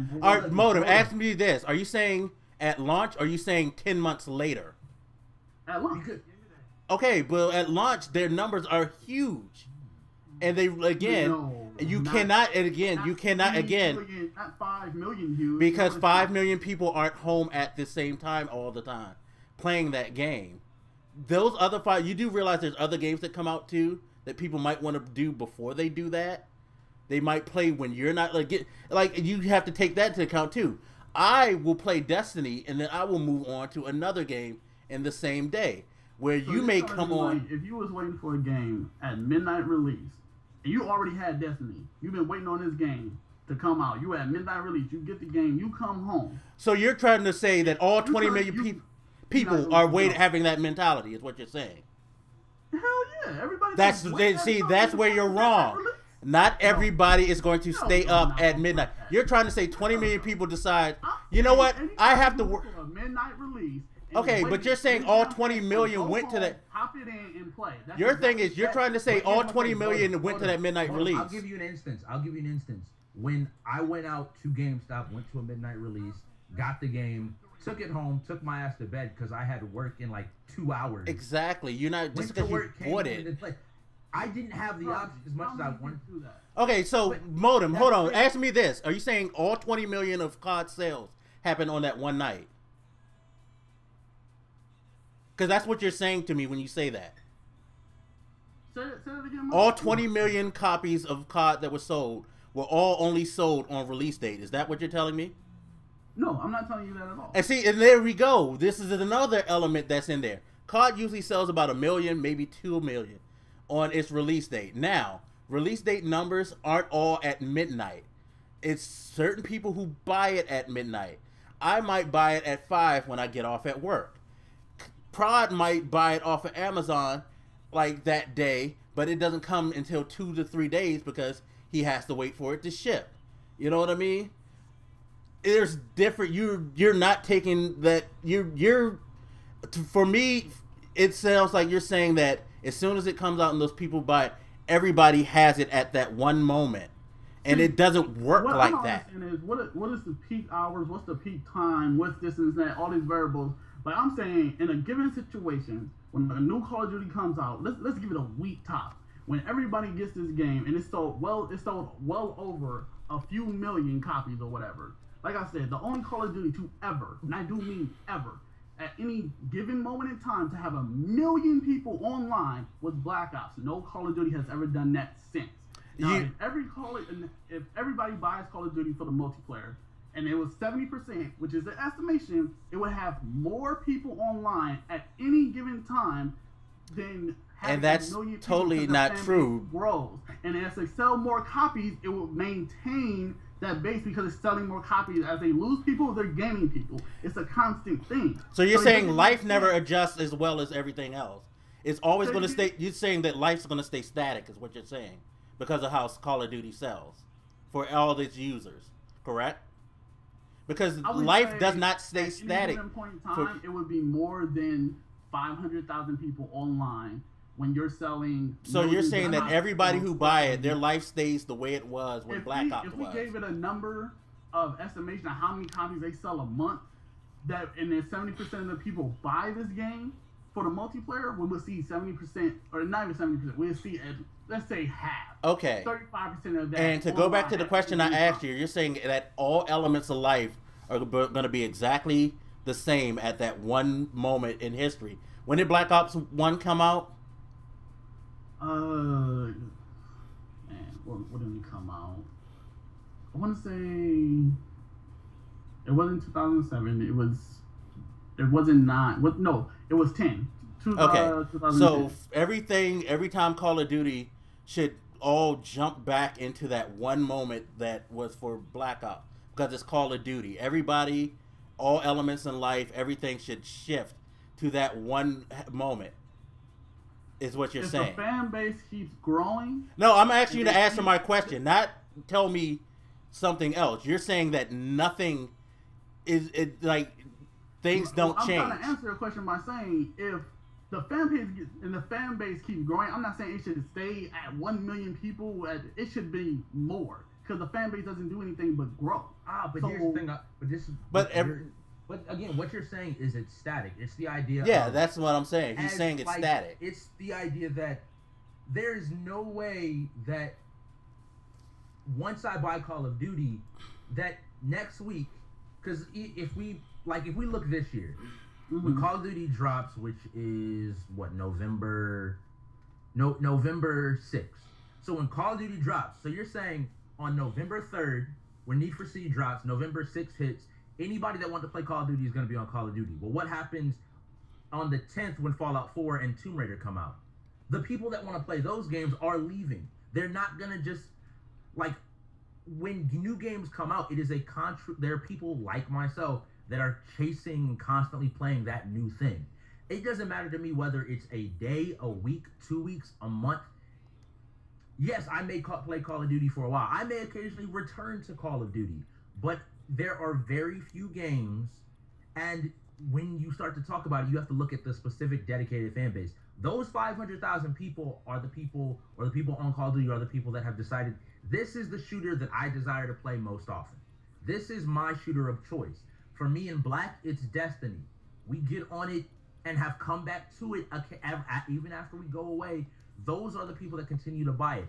I bought the Call of Duties. I buy the Battlefields. I buy these games. So yes, I'm a part of the 20 million, but I'm also not a static where I play the Call of Duty. I play Call of Duty for an hour. I play Battlefield for an hour. I play Destiny for an hour. It's like every day changes. There are days where I may only play Call of Duty. When the Black Ops beta came out, I was on Call of Duty. Yeah, I didn't even touch Destiny that whole weekend. All I played was Black Ops 3. Days. I was just straight playing Black Ops 3. But let me ask you something. How do we, even Mike, do we have a number of how many copies Fallout 3 sold? Oh, I'm sure if you look it up, you can always tell how many it sold. Yeah, I mean every game has its sales numbers. I mean, just go to VG Game. Let me see. Fallout 3 sales, which the sales have even started to spike again because of the announcement of Fallout 4 has gotten people coming back and buying that stuff. You know, that stuff is still selling because people are coming back and buying it. Just for just a general platform. Y'all can keep going. I'm looking for like a general platform as opposed to, because they're showing just. I mean, I'm just looking for total unit sales altogether. You know. Yeah, they're showing like they were just showing like Xbox 360. So what it's saying globally, it's around, what is that? Globally, what VG Sharks has listed is about 9, almost 10 million. Yeah. Okay. 8 to 9 million. So. And that's since 2008. How much did it sell at release? Launch. In the month it came out, the first month it came out, the sales was 71,000. And this came out October 2008. Okay. So that's around the time of, I want to say, War at War. Yeah, that's before. Which War at War didn't do too good. But at any rate, so we all know no game, well, I won't say no game, but very few games do Call of Duty numbers. Yeah, I agree. The only game I can say that definitively does Call of Duty numbers is GTA. And the only game I can think of that's surpassed Call of Duty is GTA. So it would take a titan like GTA to take away from anybody who considers them some type of COD fan to buy the game. Now, I understand, and I'm totally acknowledging that there are people who play other things, who take breaks, who do this, who all that shit. I'm totally acknowledging that. What I'm saying to you is, and to everybody, if 70% of anybody who buys a Call of Duty game, especially when they're doing numbers like selling millions on release day, release week, whatever, at any given point in time, it should have way more people than 1 million players online. And the only Call of Duty game to do that was its predecessors. So right now at this moment, and again, I want to say, because no, I'm gonna let him go to the end because the end point is gonna be the same. And Call of Duty, of any Call of Duty game, if we take account of everybody who's played today on every Call of Duty game, that means 4 on every platform, I guarantee you, and this is just my personal opinion, it would not reach anywhere near 5 million. And versus how many units sold. Every Call of Duty. You can take every Call of Duty into account for every player that's logged on today. I guarantee you it would not reach 5 million. And okay, this is going to whether or not you stay within the static elements that you're talking about, correct? Because if you're saying today, I'm clearly saying here's every Call of Duty that's logged in up to this Black Ops 1, right? Black Ops 1. Black Ops 1 was the only one to do 1 million. Statistically, that is also. It was the only one to have at that one point. You're saying, right? Yeah, because you're not saying that it's ever done it again. Okay, and no Call of Duty before that has ever had 1 million people online at that one point. Okay. And again, look, so that dismissed that there couldn't be peak at this point in time, right? And all that. And we're dismissing like different changes and elements. I understand. We're dismissing all of that, right? And I'm not saying it's going to be the same all year round, but at this given point in time, what I'm saying is at any. Okay, so your problem is that none has ever peaked that high. Not that it still gets a lot of the multiplayer. Is that what your argument is? It never will peak that high again, even though it probably still is consistently considered a multiplayer game. Is that what it is? Yes, while people consider it. So it's just the peak that you're saying. So your argument is Call of Duty will never peak at that, even though people buy it just to play the multiplayer. It won't peak that no more. No, see, that's what I'm saying. If people just bought it for the multiplayer, and see, that's not true. That's only true if things stay static. It's true only if things stay static. So you're saying, I agree. So if things stay static, it's true. Yes, I agree. Saying they buy it solely for the multiplayer, that number is still bigger than the people that buy it solely for the single player. I will say, like, if you're talking solely one or the other, less people buy it for the single player than buy it for the multiplayer. If you're talking one feature, people may, because it. And even the people online that state that they buy it for the multiplayer doesn't match up with the numbers they sell. It's not millions. And it never will. It never will. Differently to get those numbers. Why is Call of Duty the behemoth it is today if what it basically has, and if you don't agree, that's fine, it has a fairly generic, repetitive story that it repeats from the wartime story that it has repeated since... The same reason why people moved on from Destiny. They played it once, they done with it. But okay, all right, you're bringing up a good point, though. We all know that Destiny is an online-based game, right? Correct. Right.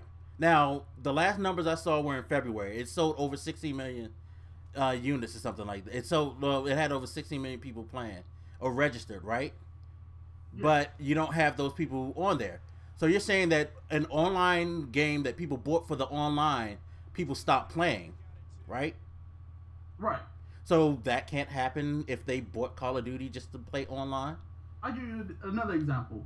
No, answer the question first. Are you saying that people can't say I'm done with this, even though I just bought this for online? They definitely have, but another game. Okay, then I'm not understanding why you feel like people don't do it for online and they get tired. 20 million copies of a game, and it's for the multiplayer. There's more people playing. And you're saying because nobody of that 20 million is going to get tired and not going to want not to play.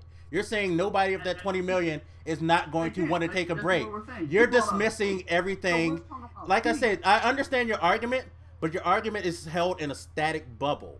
So here's what I'll make a point. So I looked up kind of the thing that you're talking about, the discussion and article in question with Black Ops 2, where they're saying with Black Ops 2 24, at the time of this, which was about a year ago, I don't know exactly when this was necessarily posted, but Black Ops 2 sold, it's a Reddit post that is detailing Black Ops 2 sold 24 million copies. The total number of unique accounts across all platforms who signed on to our online service was barely more than 7 million. Our metrics prove blah, blah, blah. The selling point is for the single player versus the multiplayer. Now, I get that. So what they're not necessarily saying, they're trying to say because people didn't sign on to the multiplayer that it is therefore a single player game. That's removing things such as a lack of internet, all these other ideas. But beyond that, there was a statistic, I'm trying to find it, a statistic within the comment section that somebody added a source where it said a third of the people that play the Call of Duty single player finish it. Meaning that if people are only in turn really playing for a third of Call of Duty, they're not paying for Call of Duty as a whole. They're not even paying for Call of Duty's 30. They're paying for that first third because it obviously is not retaining their interest. It's not logical. For whatever reason, it doesn't make sense necessarily, but that's what the statistics are pointing to. The idea that statistically people buy it for the single player based on just the number of online profiles, which has dramatically increased as every year passes. But that still doesn't make sense. Like, people aren't finishing, a third of people are not finishing the single player. A third of people that play Call of Duty are not finishing the single player, excuse me. A third of the quote unquote 2/3, the almost 70%, a third of that 70% are finishing the single player. Which to me says only that third is really buying it for the single player. Right. But again, but it falls in the same line with the multiplayer. They got tired of it. Everybody's it's not going. And again, I keep thinking about the fact that it sells at 20 million, right? You would say a year, but not everybody buys that 20 million at the beginning. People buy it at different times for different reasons. And I think that's where I think me and Prod are disagreeing with you. Is that again, we feel like your thing is you see that number. This is static, so this is truth, and we see that. Yeah, right now that's how it is. And at the beginning, it's a different way because things change and things don't never stay consistent. And I think that's where there's a disconnect. That's where we think that you're kind of keeping everything in one view, where we're trying to say, like, universally speaking, people do, but they don't always stay with things. Like, I don't always stay with a game. You don't always stay with something because things change. It's still going to be the multiplayer game of choice for a lot of people for a lot of reasons. But as time goes, as other things come out, you know, as people get their fill, whatever reasons, you can't expect that number to ever maintain a certain level. And I will say this, Black Ops 1 is probably the one COD that I think most COD fans that I know universally see. And again, this is another element that I found that goes into it, is that you got a lot of these people, because me and you have talked about this before, about you have a lot of these people who claim how they hate Call of Duty, how Call of Duty sucks, it's a bad game, it's gone, it's dead, blah, blah, blah. But don't those people still go out and buy it, play the multiplayer, and then like move off once they say that they think it sucks again? So the sales numbers too are inflated by those people. They're inflated by word of mouth. You're not gonna tell your friends that Call of Duty suck, right? Nah, I mean, okay. No, I'm just saying because you like Call of Duty, right? Right. So if you tell somebody who never played Call of Duty they like Call of Duty, have you ever had anybody buy it off of your suggestion? Very few. Because that's a sale right there. I can go around and tell my friends, this is the shit. This is the sale. That's what the sales numbers, things sell. Again, this goes back to the same reason why it's different with the online. Things sell for different reasons. COD is a very pop culture game, so a lot of people will buy it to try to be a part of the pop culture. It may sound bad, but sadly, that's what human beings do. So, Modem. You know? Right. Modem, you said that it's Black Ops, right? The original Black Ops that broke 1 million. Yeah, I believe so. In its first 24 hours, right, between the United States and the UK, it sold 5.6 million copies. Okay. Which meant that the multiplayer pulled in what? 1/5. If it was that, if it was purely, because they don't give you an exact number of people. I've looked at that number before. That number is not necessarily reflective of everybody playing the game. Right. But it's approximately 1 million. So approximately a fifth. Yeah, 1/5. This is back when Call of Duty was, I think, its story mode was taken a little bit more seriously. than it is today. I don't think they take the story mode seriously as much today. Mm-hmm. Even still, like, you're talking about the biggest game had 20% at launch. There's no other game that is going to match. From a statistical standpoint, if you buy it from the multiplayer... Wait, hold on. I just thought about something. So another random point, because I just thought about this. How many people within the United States have internet and or Xbox Live accounts? Because that also factors in. If you don't have an Xbox Live account, that's not... Then you should... Wait. The article didn't say just Xbox Live, right? No, it's saying in total. Well, if you don't have internet, yeah, but now you have to account to... Because here's the thing. You have to determine... To say people choose it for the single player versus the multiplayer, you would also have to say they would have to have access to the multiplayer. Like, if you only have the ability to play local co-op, I want you to show me any local co-op game that is getting that number. That is getting close to anything that Call of Duty is getting. I would say like that 20% too, that kind of beats any medium that we have now. Because remember, we were saying it was a record. It was record. We were saying how, like, with YouTube and their static number, you only get 10%.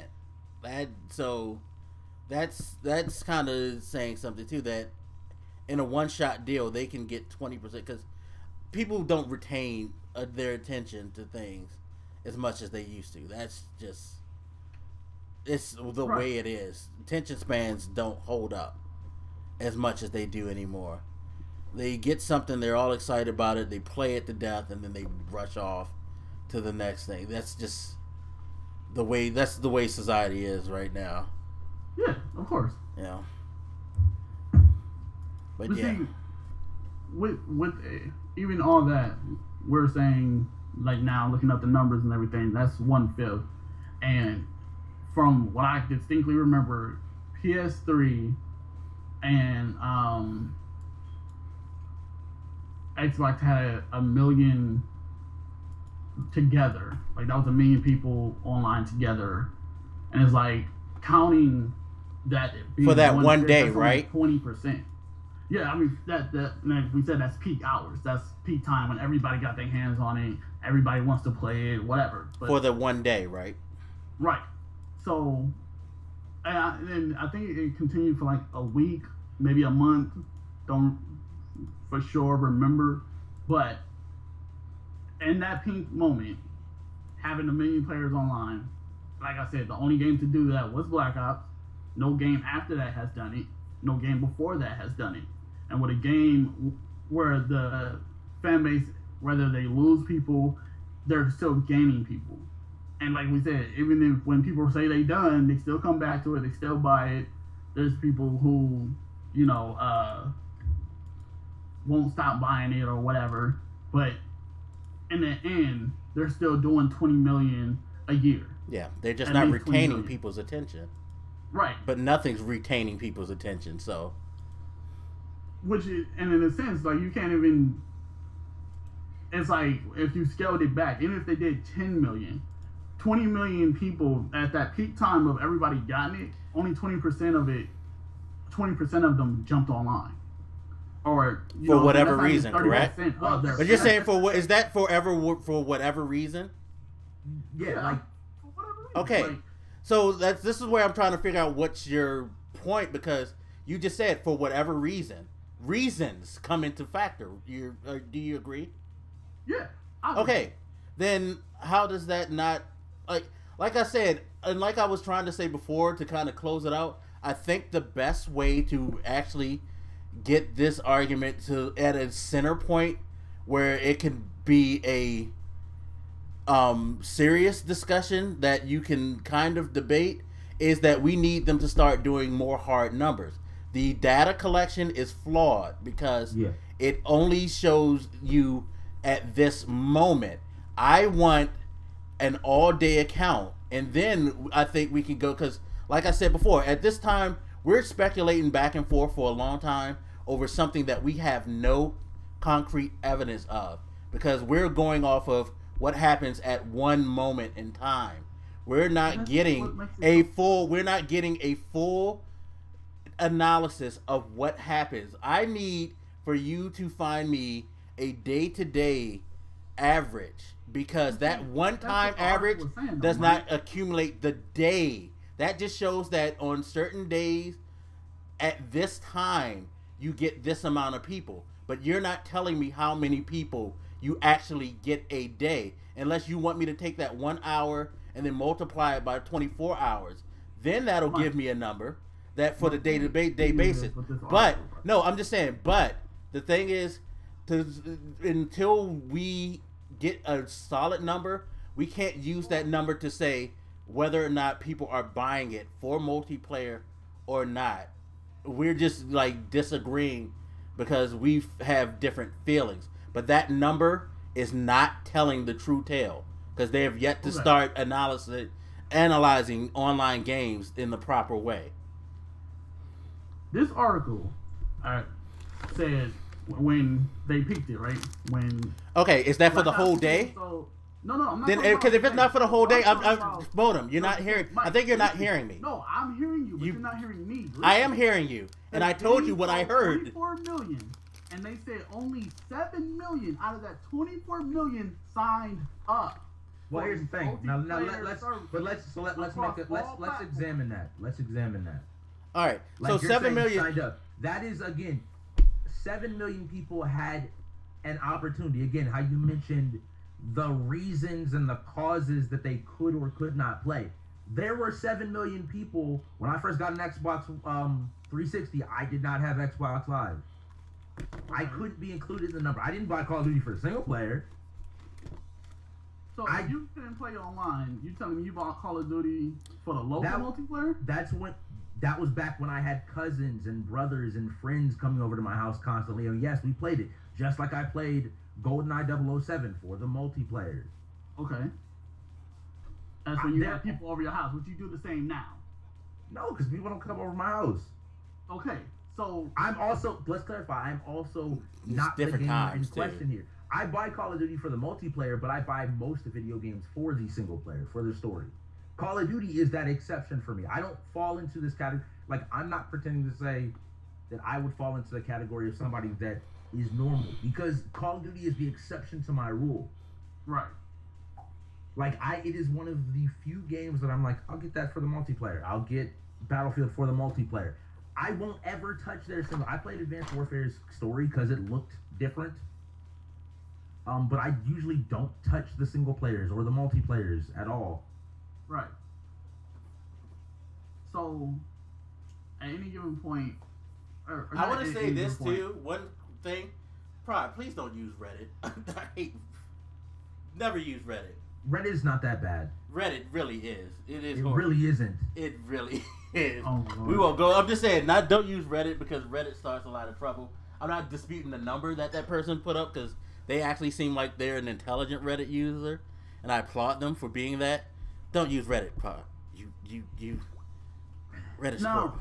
See, that's when I Reddit is a reference to. No, I mean I'm not disputing the Reddit number. I'm not saying I'm disputing. I'm just giving some advice. Don't use Reddit. That's okay. Just at any given point in time, what I'm saying is only 1/3 of the people signed up for the multiplayer experience.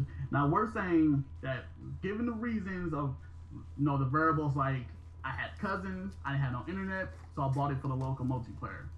That number of people who do that cannot be significant enough to be like, I bought it for the multiplayer. 70% of people bought it for the multiplayer. I don't see that happening. I could say that it could only because I've been in that point in my life as a kid where I wanted to be a part of the conversation, but I couldn't. Again, that's one game for multiple people, not multiple games for multiple people. Yeah, like if I lived in the woods of Kansas, that's one copy. Correct. So it can't be, like I said, it can't be. I mean, if I lived in an area like that didn't have good enough internet, like I hate to bring about like this, but think about Rock, who wants to play with y'all all the time. Think about his internet connection. It's horrible. Horrible. So he'll buy something wanting to do that, and he can't experience it the way he wants to because his internet doesn't work that well. I mean, like I said, there's like a bunch of different factors. I just want to know how many people play a day. And then I can make a valid argument or not. I mean, I think that's a good breakdown of To see that we can base our daily numbers off of that. What? But all right, send me the article because and see, this is why I say don't use Reddit because I always have to fact check Reddit. But send me the article and I'll look at it. Because what game did he say they registered for? Black Ops 2. All right. That pretty much means 7 million people on Xbox Live signed into Black Ops. Wait, you keep saying Xbox. Did the article say Xbox or did it say across all platforms? Did the article say Xbox? Yeah, that's one thing. It said who signed on to our online service. The reason I mentioned so Xbox you're talking about Live, Xbox? No, so all right, excuse me. that's what I'm saying. I need 7 million. Because if it's 7 million on Xbox, then that changes the argument. 7 million people were connected to the internet and played their multiplayer. That is what that statistic means. If they're not connected to the internet, that will in no way, shape, or form show up in that 7 million. You have to be connected. Now, I have a question too because I've never played Black Ops 2, but in order to get on the multiplayer, do you have to do a registration? No, it's when you click the multiplayer, whatever platform you're playing on. Okay, no, because I'm just curious because I've never when I was playing the Black Ops 3, I'm like, I register. What are you talking about? That's why that pop up saying loading online service. Okay, that's what they mean. Okay, that's authentication. okay. Registered. Your tag is registered. Okay, because I'm thinking about when I get on Mortal Kombat when they have the WB thing where they ask you. Yeah, that's where that was throwing me off. Okay. That's what was throwing me off right there. I mean, I still need to know their real daily numbers. It's hard for me to really argue this point because the daily numbers, I think, because I don't think everybody stays consistent with their gaming habits. They don't. I mean, obviously, no one stays on the one thing. I don't think on the one thing. And again, that 20 million is over a span of God knows how long. Because let's be honest, Call of Duty 4 is still selling. Yeah. I told you last year in the top 10 game. I told you last year in the top 10 list of games, sold last year. Call of Duty was on. Ghost was number 6, right, and Ghost came out in 2013. Yeah. Right. So it's I need them to start cataloging each day. But see, my thing is I don't understand when I bring up how many people play online on a daily basis or just their peak numbers. It's all ties into how many people buy it purely for the multiplayer. This article. But see, okay, Modem. I think where you're missing is where when you say peak to me, that says at one time. That doesn't say for the entire day. I mean, because you see what I mean? I've bought plenty of games and my internet goes out. I may have bought it for the multiplayer. No, but I'm like. But no, Modem, you understand what I mean, right? You're telling me at one time. I'm not saying just like people who play it on a day-to-day basis or whenever someone logs in. Like, I don't care if you log in, have internet, you stranded in the middle of nowhere. And see, I'm not saying that either. Multiplayer. How many people actually bought this game purely for multiplayer? But here's the thing. A third of the without specifically asking the person, you have no way of knowing that. You would have to ask a number of people, a massive number of people that question. If you go just based off of who can sign in, just because you can or can't do something doesn't determine what you do. Yeah, because that person could have been someone like me. They might have logged on and been like, I don't want to play this, and logged off. And so they never played. That's why I say I need that's why I was saying I need them to take a statistic, kind of like how YouTube calculates their views. Give me a people that played. Give me somebody who played at least 5 minutes of the. You only have to complete it. You only have to complete a match. Looked at the online. You don't have to complete a match. Online, went to the online menu and they logged into the servers one time for like 10 seconds and cut it off. That's okay. That's why I say no. Play into the multiplayer. That's what I'm saying. I need play. I need to see they got into a match. Yeah, to know. That's what I want. I want match time because you can't. Again, I can get on. I could go out buy a copy of Ghost right now, or whatever, and just go sit in the main screen of the multiplayer, and that's boom. or I could even jump in a lobby and then back out before I get in, and boom, like that. That inflates the numbers. Yeah, and I hate when companies use shit like that to like say like, look, we've had such and such a people register into a game. No, And yeah, that's bullshit. I want to also bring that up because I just thought about that with PSN. They said uniquely created accounts. Huh? That's, again, not tied to people. Exactly. That is another thing not tied to people. On PSN, I had like 5 different accounts from multiple regions around the world that I possibly might be logged on at one reason or another to download another game, play another game, or just do whatever. Meaning that of the 24 million sold and the only 7 million that showed up, you're still not getting a true number. Yeah, that's why you're never going to get a true number of the number of people that actually played that Call of Duty.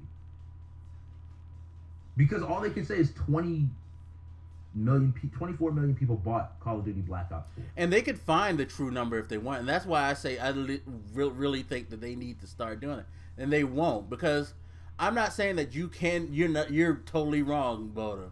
I think my whole point is I don't think we either of us have a right answer yet, because we're not given the actually tools to get to who like the right or the wrong. Because I think a lot of these companies, when they do their numbers, it's hard to judge because they don't give the full story.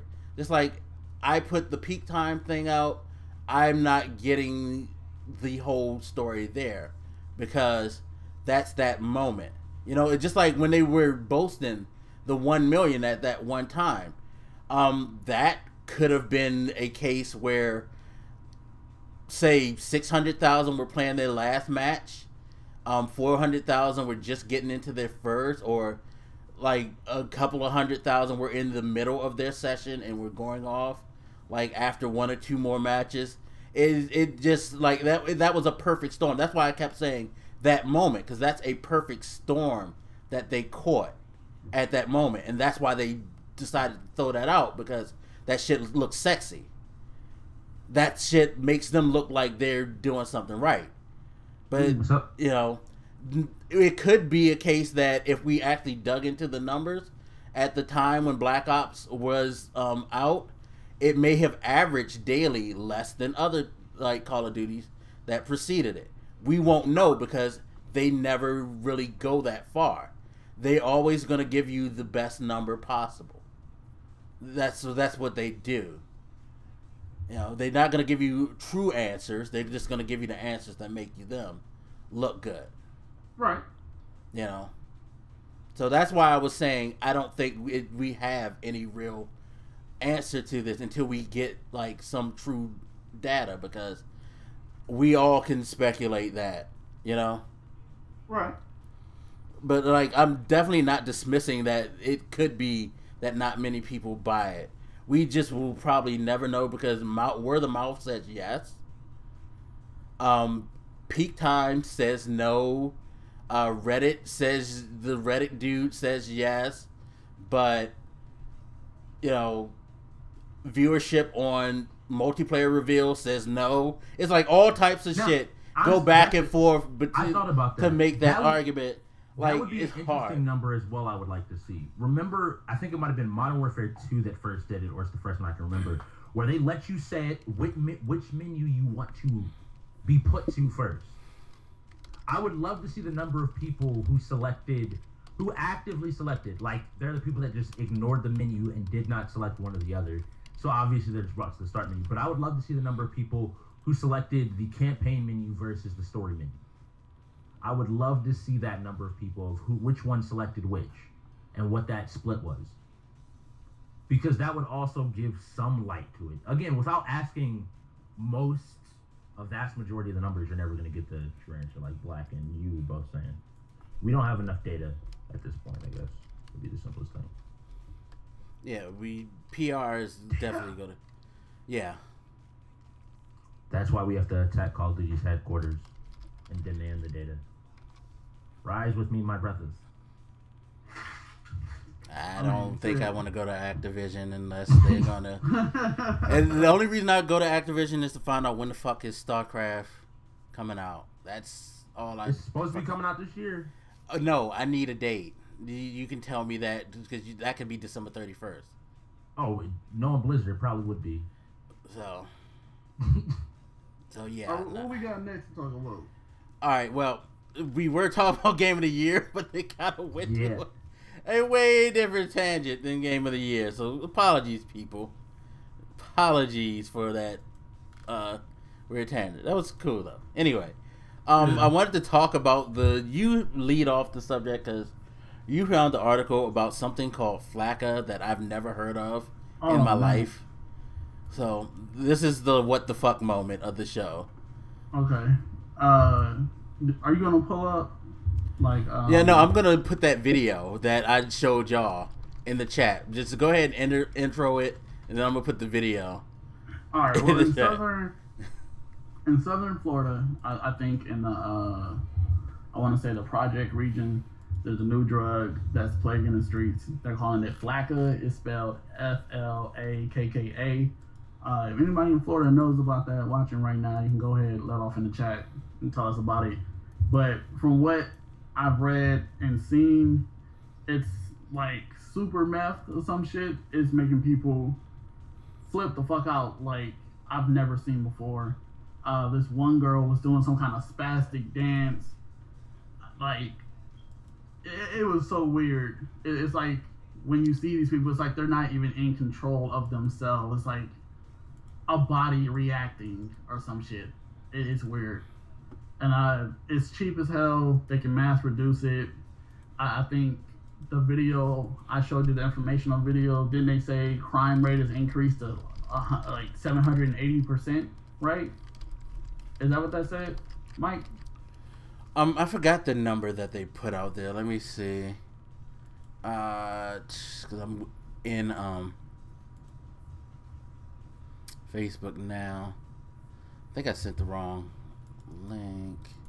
It was chat too. Let me see. I'll click on it and tell you. Oh yeah, that was the wrong link. Yeah, is that the right one that I put? Yeah, this is the girl I was talking about doing this little spastic dance and I guess talking to herself, talking to somebody. Like if you listen to the video for what she says, she asked somebody, which way are you going? And then like at first I thought she was talking to the dudes in the car, but then she just turns her backs to them and starts like continuing to dance. And I'm saying dance very loosely. This isn't no fucking dance. This isn't some shit you go to the club and you see a bunch of bitches doing. This bitch is tripping. Like, this shit is hitting her hard. Yeah, and then the other article that I had found, this chick right here, I don't know what the hell was her problem. The YouTube video one? Yeah. She, the one who was on the ground with the police, tell them to come over and give her the dick and all that shit. Like, what the hell? That like I feel like she took a very mild amount compared to the white girl tripping because she was like able to talk and form. Yeah, she was able to function. The other, nah, she wasn't able to function at all. It was just weird. Like this drug is really, really bad. There's also another drug in New York called K2. It's kind of like a cigarette, but it's actually synthetic marijuana. Sprayed with a few different chemicals for people to, smoke, and it's cheaply produced. A joint of this K2 drug is what they're calling it. Costs around $2, while just getting some weed from the weed man would cost you like $5. Is what they're saying. So yeah, and see, I think this is a very bad trend that there's a lot of these things that are now coming out where like they started with the bath salts thing and now you got people moving on to all these different types of strange cheap drugs to get a high and these things don't seem to be that like not that any drug is safe, but it seems like they're worse than the more common drugs because of the way that one they make you react and the side effects that they seem to show. Like the girl that you showed me first, she seemed like she was like experiencing some type of neural dysfunction. Like it seemed like that shit was attacking you didn't her. Watch the video, the informational video I sent you? Huh? You didn't watch the information video I sent you? It was like the second link, I think. I think I missed that. Were they talking about that? Basically, yeah, they talked about it all. Basically, what the drug do, it puts you into like a adrenaline rush, euphoric state, and like you lose function of I guess reality. I'm not function of reality. Like you lose the function to perceive what reality is and whatever, and it's like you're just in a whole nother world. And it kind of sounds like you're high, but it's really like in a whole nother plane of being high. It's like it's not being high; it's worse. It's like losing yourself. It's crazy. I don't even know how to describe it. 'Cause like even people who smoke weed and get high can still function in the real world, and accurately. Say, oh, this and that, or I'm hungry, this or whatever. These people are like in a total another zone. Did they say what the medical like what it could do to your body? Oh yeah, like long term. Up your body, like not even. It's short term. It'll fuck up your body. Like it fucking deteriorates your muscle into your bloodstream, and then people have been dying of kidney failure because they can't filter out the decomposed muscle. Okay. Oh, see, yeah, and people are using these things like the bath salts, how they like fuck you up. It looks like bath salts. Yeah, like, that's what I'm saying. You gotta look at the informational video. Like it'll show you like a picture of it, tells you what it does to you. Like it's like it's giving them super strength. They're calling them zombies, like flock of zombies or whatever. And it takes like 4 to 5 people to restrain one person. 4 to 5 policemen to restrain one person. Like, this shit is crazy. Yeah, and see, I'm not understanding why people are jumping on these things. I read an article where they were trying to say that they think a lot of it has to do with how, like, marijuana is becoming a more mainstream type of thing now that all these places are legalizing it. And so now it's becoming the less cool thing to do. And people are looking for that next cool high. It's not true because they, like I said, that K2 drug I was telling you about, it's a fucking form of weed that's plaguing the streets of New York. Like the homeless people and everything is like fucked up over this cheap ass drug called K2. That's basically weed with some fucking chemicals on it, and like they're smoking this shit. There was a couple smoking this shit, and they were so fucking high. They started taking their clothes off and having sex in the middle of I think that right there is a case of economics. Because like you say, it's cheap. It's like a cheap form. Whereas now that marijuana is coming very mainstream and legal, people honestly can charge you a lot more for it because it's no longer that thing that, well, I can get into. Like, it's funny because a lot of places you still can't distribute. But it's kind of like people turn the blind eye to this distribution now. So I can charge you whatever the fuck I want. Whereas with something like that, if I can get it out there as cheap as possible and popularize it, it's it's a cheap alternative. So that's how I can popularize it. I'm just curious as far as from a using perspective, like these chemical based things that people are doing. Are they doing it now because it's a trendy thing, a more trendier thing? You know what I'm saying? It's like, well, everybody can use marijuana now if they want to. It's not something that's, I guess, on the cool kids table, like only the people who are willing to take that risk type of thing, because the risk has been minimalized. Here in the D.C. area, if you live in the city of Washington, D.C., you can carry up to, I want to say, an ounce on you or something like that. Like you carry an ounce of weed on you and walk around the streets with it out freely, and the police won't do anything to you. Right. You have the right to grow up to 6 plants in your house if you're a resident of Washington, D.C. So all you need to do is just get the seeds and you can supply yourself with marijuana. So it's like it's become as easy as getting a loaf of bread and coming from the store. You know what I mean? And maybe that edge has gone from it for some people, and now these drugs are like more of an edgier thing for them. Could it be people don't get the high, the sensation? Maybe it's something about the sensation. All I know is it's crazy as fuck that these people are willing to do these things that cause them to behave this way. Like, I don't know how good it makes you feel if that's how you're acting. That don't look like that feels good. It doesn't. Yeah, like I said, it decomposes your muscles, and then you die of kidney failure after doing it enough. You know, and depending on how much someone is taking, like this white girl, we don't know how fucking much she took, or how much it took to make her like this. But if she's doing this on a daily and shit, there ain't no time until her muscle starts decomposing and breaking down, and then going in her bloodstream, and then fucking up because her kidneys can't filter it.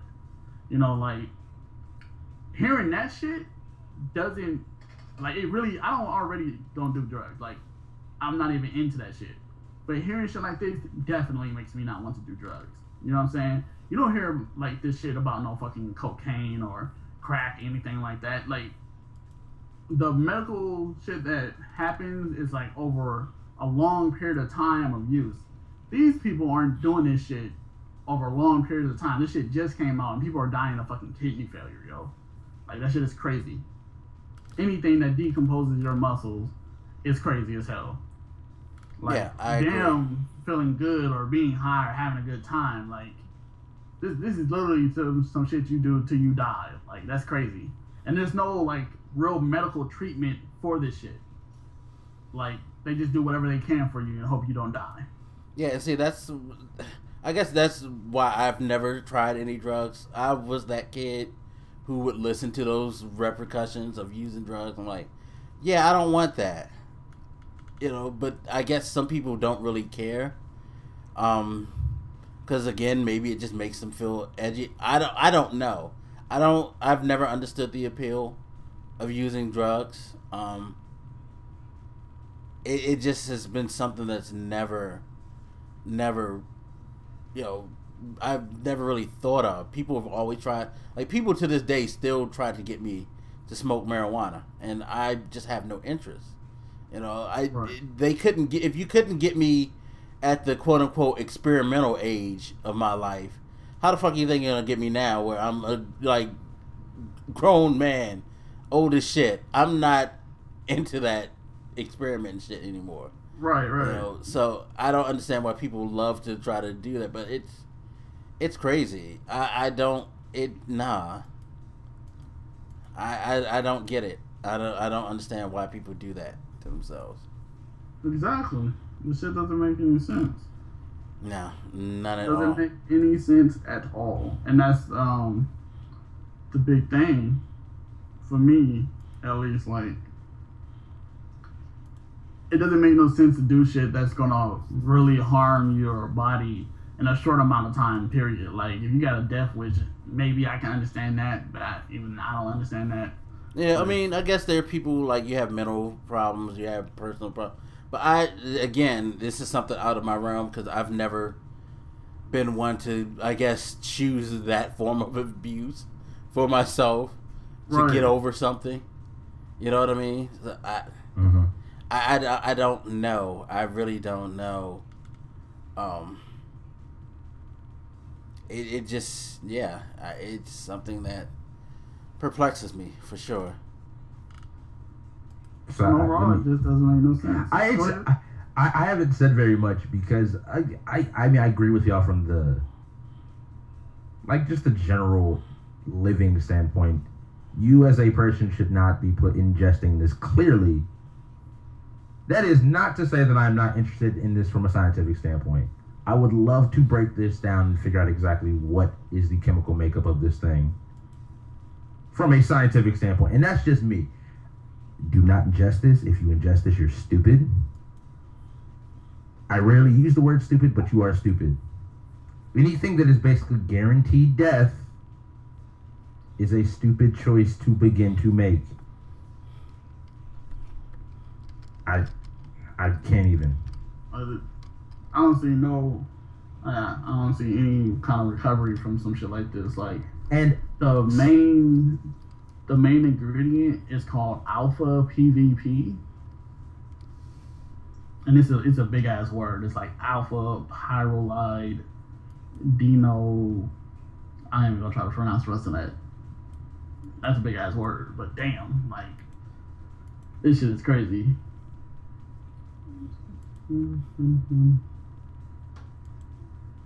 And I'm saying, like, this drug just came out, but apparently they've been getting reports about it since like September of 2014. Yeah, And it went from one patient coming to the clinic at September 2014 to like 40 or 50 a month.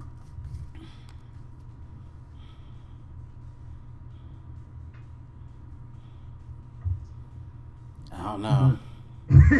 I can't. I don't know what. Do some straight. You do some straight say. It's just something that will never appeal to me ever. But I guess that's all there is to say to this crazy shit. Hardcore heroin users and addicts, hit us up so we can get your point of view. Yeah, please. If you use this shit, I would love to know. I would be fascinated to know what makes you think like shit like this is cool. Why do you enjoy it? I guess is the real question. Yeah, I guess I'm too straight edge. This is a quote from somebody, and he says, back when meth hit, it ruined a lot of people's lives, but this here is worse. Southern said, it's so addicting and so easy to get, and it's so new that a lot of police agencies and state attorneys throughout Southern Illinois don't know how to prosecute it. So there are people out here making good money off it, like selling it. It's so new and it's so frustrating. Like, for someone to say that this year it's worse than when meth hit the fucking United States, that's crazy, yo. And they don't even know how to prosecute people? Like, what? I just fear for the United States right now. Like, Ebola was one thing, and I feel like this is on level with Ebola. It's just not getting any news coverage. Like, if this shit hit every state and everybody, or just a good majority of people, and even in the slums or the projects, whatever, was doing this shit would be so fucking bad. Especially LA, like, there's slums all over LA. You know, New York, like everywhere. Well, keep that shit in Florida, please. Don't bring that shit here, like, for God's sake. That's all I have to say. Keep that down there. Y'all do that crazy, weird shit. Sorry if you're from Florida, but y'all can keep that weird shit right there. All right, we're gonna end the podcast right there. Thank you guys for coming through. Thank you, gentlemen, for being on. I'm gonna log off for a while, and then I'll probably get back on live stream for a couple of hours and take my ass to bed because I'm tired. I'm very, very tired. But Modem, Pride, thank you for coming through. No problem. Modem, go ahead, say peace to the people. All right, people. Love being here. Can't wait for. Are we doing episode? I'm gonna try to get it Friday, even though I work Saturday morning. I'm gonna try to get it early Friday. Okay. Yeah. We'll see y'all on episode 5. All right, and Chris, say peace to the people. Love y'all. Come on back next time. All right, y'all. Again, thank you for coming through. Sound like that Andy show. Y'all come on back now.